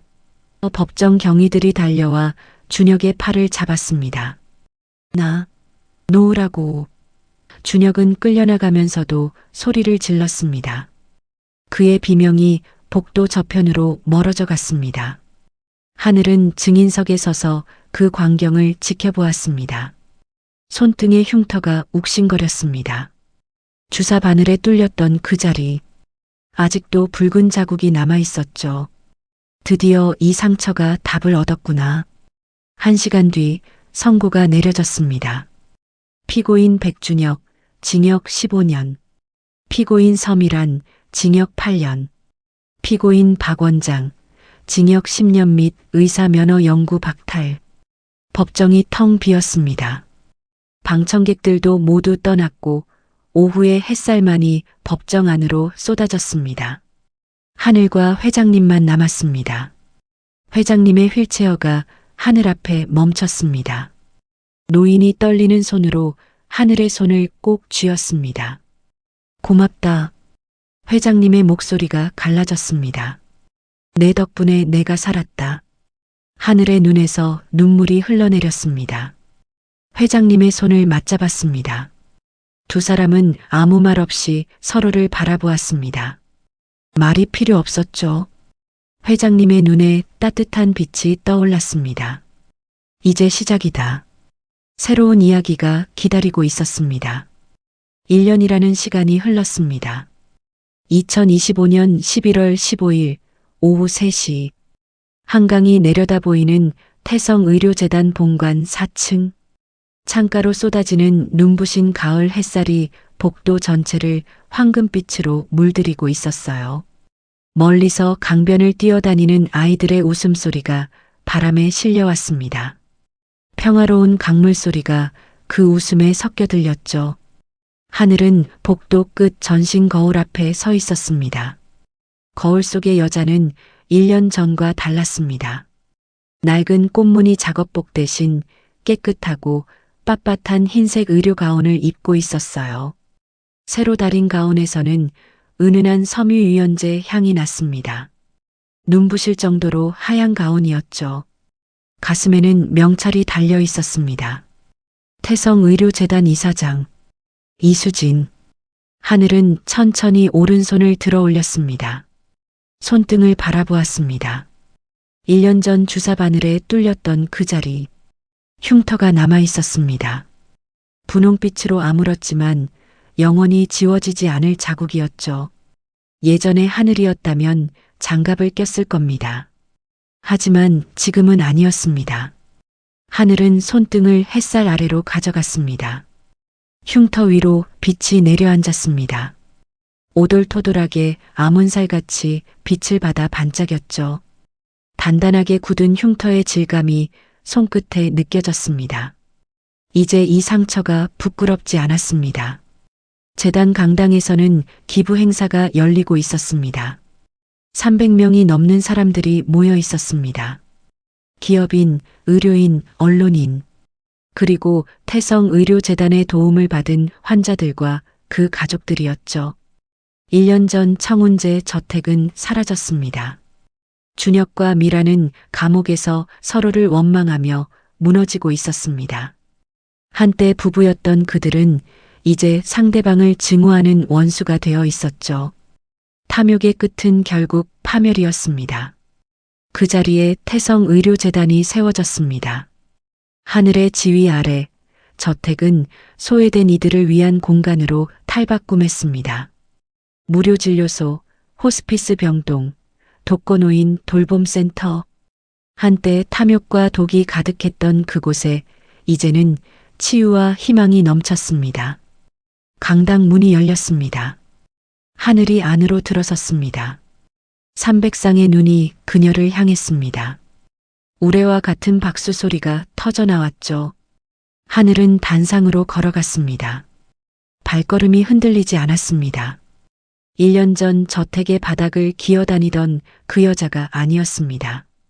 이제는 수백 명의 존경을 받으며 걷는 사람이었습니다. 단상에 올랐습니다. 마이크 앞에 섰습니다. 하늘은 천천히 오른손을 들어 올렸습니다. 흉터가 남은 손등을 청중에게 보여주었습니다. 이 상처를 보시겠어요? 하늘의 목소리가 강당에 울렸습니다. 차분하고 깊은 목소리였습니다. 1년 전 저는 누군가를 살리려다 이 상처를 얻었습니다. 한때는 이 흉터가 부끄러웠고 가리고 싶었습니다. 하지만 이제는 다릅니다. 하늘이 손등을 내려다보았습니다. 이 상처는 제가 가장 치열하게 살아냈다는 증거입니다. 포기하지 않았다는 증거예요. 누군가를 끝까지 지켜냈다는 훈장입니다. 박수가 다시 터져나왔습니다. 눈물을 훔치는 사람들이 보였습니다.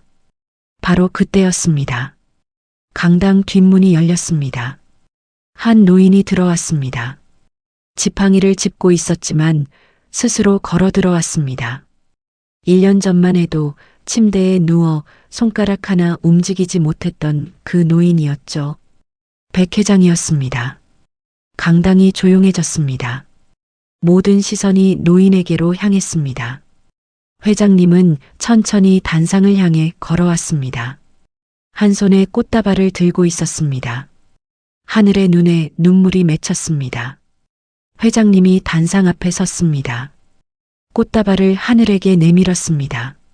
수진아. 회장님의 목소리는 1년간의 재활 치료를 거쳐 맑고 또렷해졌습니다. 내 덕분에 내가 다시 걷게 됐다. 하늘이 꽃다발을 받아들었습니다. 손이 떨렸습니다. 회장님의 손이 하늘의 손등 위에 올라와 흉터를 어루만졌습니다. 따스한 손바닥의 온기가 전해졌죠. 이 손이 나를 살렸어. 회장님의 눈에 눈물이 맺혔습니다. 고맙다. 진심으로 고맙다. 하늘은 더 이상 참지 못하고 눈물을 쏟으며 회장님을 안았습니다. 1년 전에는 상상도 할 수 없었던 포옹이었습니다. 강당에 눈물과 박수가 뒤섞인 소리가 울려 퍼졌습니다. 행사가 끝난 뒤 하늘은 제단 옥상에 올라갔습니다. 한강이 내려다 보였습니다. 노을이 강물 위에 내려앉아 황금빛으로 물들이고 있었죠. 바람이 불었습니다. 서늘하지만 상쾌한 가을바람이었습니다. 하늘은 깊은 숨을 들이쉬었습니다. 가슴 깊숙이까지 맑은 공기가 들어찼습니다. 손등의 흉터가 노을빛을 받아 빛났습니다. 마치 훈장처럼, 마치 꽃처럼 말이죠. 상처 없는 삶은 없어요. 하늘이 중얼거렸습니다. 하지만 상처를 이겨낸 삶은 아름다워요. 저 멀리 강변에서 아이들의 웃음소리가 다시 들려왔습니다. 강물이 유유히 흘러갔고 노을은 점점 깊어졌습니다. 하늘은 흉터가 남은 손을 하늘 위로 뻗었습니다. 햇살이 손등 위에 내려앉았습니다. 흉터 위에 꽃이 피었습니다. 1년이라는 시간이 흘렀습니다. 2025년 11월 15일 오후 3시 한강이 내려다 보이는 태성의료재단 본관 4층 창가로 쏟아지는 눈부신 가을 햇살이 복도 전체를 황금빛으로 물들이고 있었어요. 멀리서 강변을 뛰어다니는 아이들의 웃음소리가 바람에 실려왔습니다. 평화로운 강물 소리가 그 웃음에 섞여 들렸죠. 하늘은 복도 끝 전신 거울 앞에 서 있었습니다. 거울 속의 여자는 1년 전과 달랐습니다. 낡은 꽃무늬 작업복 대신 깨끗하고 빳빳한 흰색 의료 가운을 입고 있었어요. 새로 다린 가운에서는 은은한 섬유유연제 향이 났습니다. 눈부실 정도로 하얀 가운이었죠. 가슴에는 명찰이 달려 있었습니다. 태성의료재단 이사장 이수진. 하늘은 천천히 오른손을 들어 올렸습니다. 손등을 바라보았습니다. 1년 전 주사 바늘에 뚫렸던 그 자리. 흉터가 남아 있었습니다. 분홍빛으로 아물었지만 영원히 지워지지 않을 자국이었죠. 예전의 하늘이었다면 장갑을 꼈을 겁니다. 하지만 지금은 아니었습니다. 하늘은 손등을 햇살 아래로 가져갔습니다. 흉터 위로 빛이 내려앉았습니다. 오돌토돌하게 아몬살같이 빛을 받아 반짝였죠. 단단하게 굳은 흉터의 질감이 손끝에 느껴졌습니다. 이제 이 상처가 부끄럽지 않았습니다. 재단 강당에서는 기부 행사가 열리고 있었습니다. 300명이 넘는 사람들이 모여 있었습니다. 기업인, 의료인, 언론인, 그리고 태성의료재단의 도움을 받은 환자들과 그 가족들이었죠. 1년 전 청운재 저택은 사라졌습니다. 준혁과 미라는 감옥에서 서로를 원망하며 무너지고 있었습니다. 한때 부부였던 그들은 이제 상대방을 증오하는 원수가 되어 있었죠. 탐욕의 끝은 결국 파멸이었습니다. 그 자리에 태성의료재단이 세워졌습니다. 하늘의 지휘 아래 저택은 소외된 이들을 위한 공간으로 탈바꿈했습니다. 무료 진료소, 호스피스 병동, 독거노인 돌봄센터. 한때 탐욕과 독이 가득했던 그곳에 이제는 치유와 희망이 넘쳤습니다. 강당 문이 열렸습니다. 하늘이 안으로 들어섰습니다. 300쌍의 눈이 그녀를 향했습니다. 우레와 같은 박수 소리가 터져나왔죠. 하늘은 단상으로 걸어갔습니다. 발걸음이 흔들리지 않았습니다. 1년 전 저택의 바닥을 기어다니던 그 여자가 아니었습니다. 이제는 수백 명의 존경을 받으며 걷는 사람이었습니다. 단상에 올랐습니다. 마이크 앞에 섰습니다. 하늘은 천천히 오른손을 들어 올렸습니다. 흉터가 남은 손등을 청중에게 보여주었습니다. 이 상처를 보시겠어요? 하늘의 목소리가 강당에 울렸습니다. 차분하고 깊은 목소리였습니다. 1년 전 저는 누군가를 살리려다 이 상처를 얻었습니다. 한때는 이 흉터가 부끄러웠고 가리고 싶었습니다. 하지만 이제는 다릅니다. 하늘이 손등을 내려다보았습니다. 이 상처는 제가 가장 치열하게 살아냈다는 증거입니다. 포기하지 않았다는 증거예요. 누군가를 끝까지 지켜냈다는 훈장입니다. 박수가 다시 터져나왔습니다. 눈물을 훔치는 사람들이 보였습니다. 바로 그때였습니다. 강당 뒷문이 열렸습니다. 한 노인이 들어왔습니다. 지팡이를 짚고 있었지만 스스로 걸어 들어왔습니다. 1년 전만 해도 침대에 누워 손가락 하나 움직이지 못했던 그 노인이었죠. 백 회장이었습니다. 강당이 조용해졌습니다. 모든 시선이 노인에게로 향했습니다. 회장님은 천천히 단상을 향해 걸어왔습니다. 한 손에 꽃다발을 들고 있었습니다. 하늘의 눈에 눈물이 맺혔습니다. 회장님이 단상 앞에 섰습니다. 꽃다발을 하늘에게 내밀었습니다. 수진아. 회장님의 목소리는 1년간의 재활 치료를 거쳐 맑고 또렷해졌습니다. 내 덕분에 내가 다시 걷게 됐다. 하늘이 꽃다발을 받아들었습니다. 손이 떨렸습니다. 회장님의 손이 하늘의 손등 위에 올라와 흉터를 어루만졌습니다. 따스한 손바닥의 온기가 전해졌죠. 이 손이 나를 살렸어. 회장님의 눈에 눈물이 맺혔습니다. 고맙다. 진심으로 고맙다. 하늘은 더 이상 참지 못하고 눈물을 쏟으며 회장님을 안았습니다. 1년 전에는 상상도 할 수 없었던 포옹이었습니다. 강당에 눈물과 박수가 뒤섞인 소리가 울려 퍼졌습니다. 행사가 끝난 뒤 하늘은 제단 옥상에 올라갔습니다. 한강이 내려다 보였습니다. 노을이 강물 위에 내려앉아 황금빛으로 물들이고 있었죠. 바람이 불었습니다. 서늘하지만 상쾌한 가을바람이었습니다. 하늘은 깊은 숨을 들이쉬었습니다. 가슴 깊숙이까지 맑은 공기가 들어찼습니다. 손등의 흉터가 노을빛을 받아 빛났습니다. 마치 훈장처럼, 마치 꽃처럼 말이죠. 상처 없는 삶은 없어요. 하늘이 중얼거렸습니다. 하지만 상처를 이겨낸 삶은 아름다워요. 저 멀리 강변에서 아이들의 웃음소리가 다시 들려왔습니다. 강물이 유유히 흘러갔고 노을은 점점 깊어졌습니다. 하늘은 흉터가 남은 손을 하늘 위로 뻗었습니다. 햇살이 손등 위에 내려앉았습니다. 흉터 위에 꽃이 피었습니다. 손등에 흉터가 남았습니다.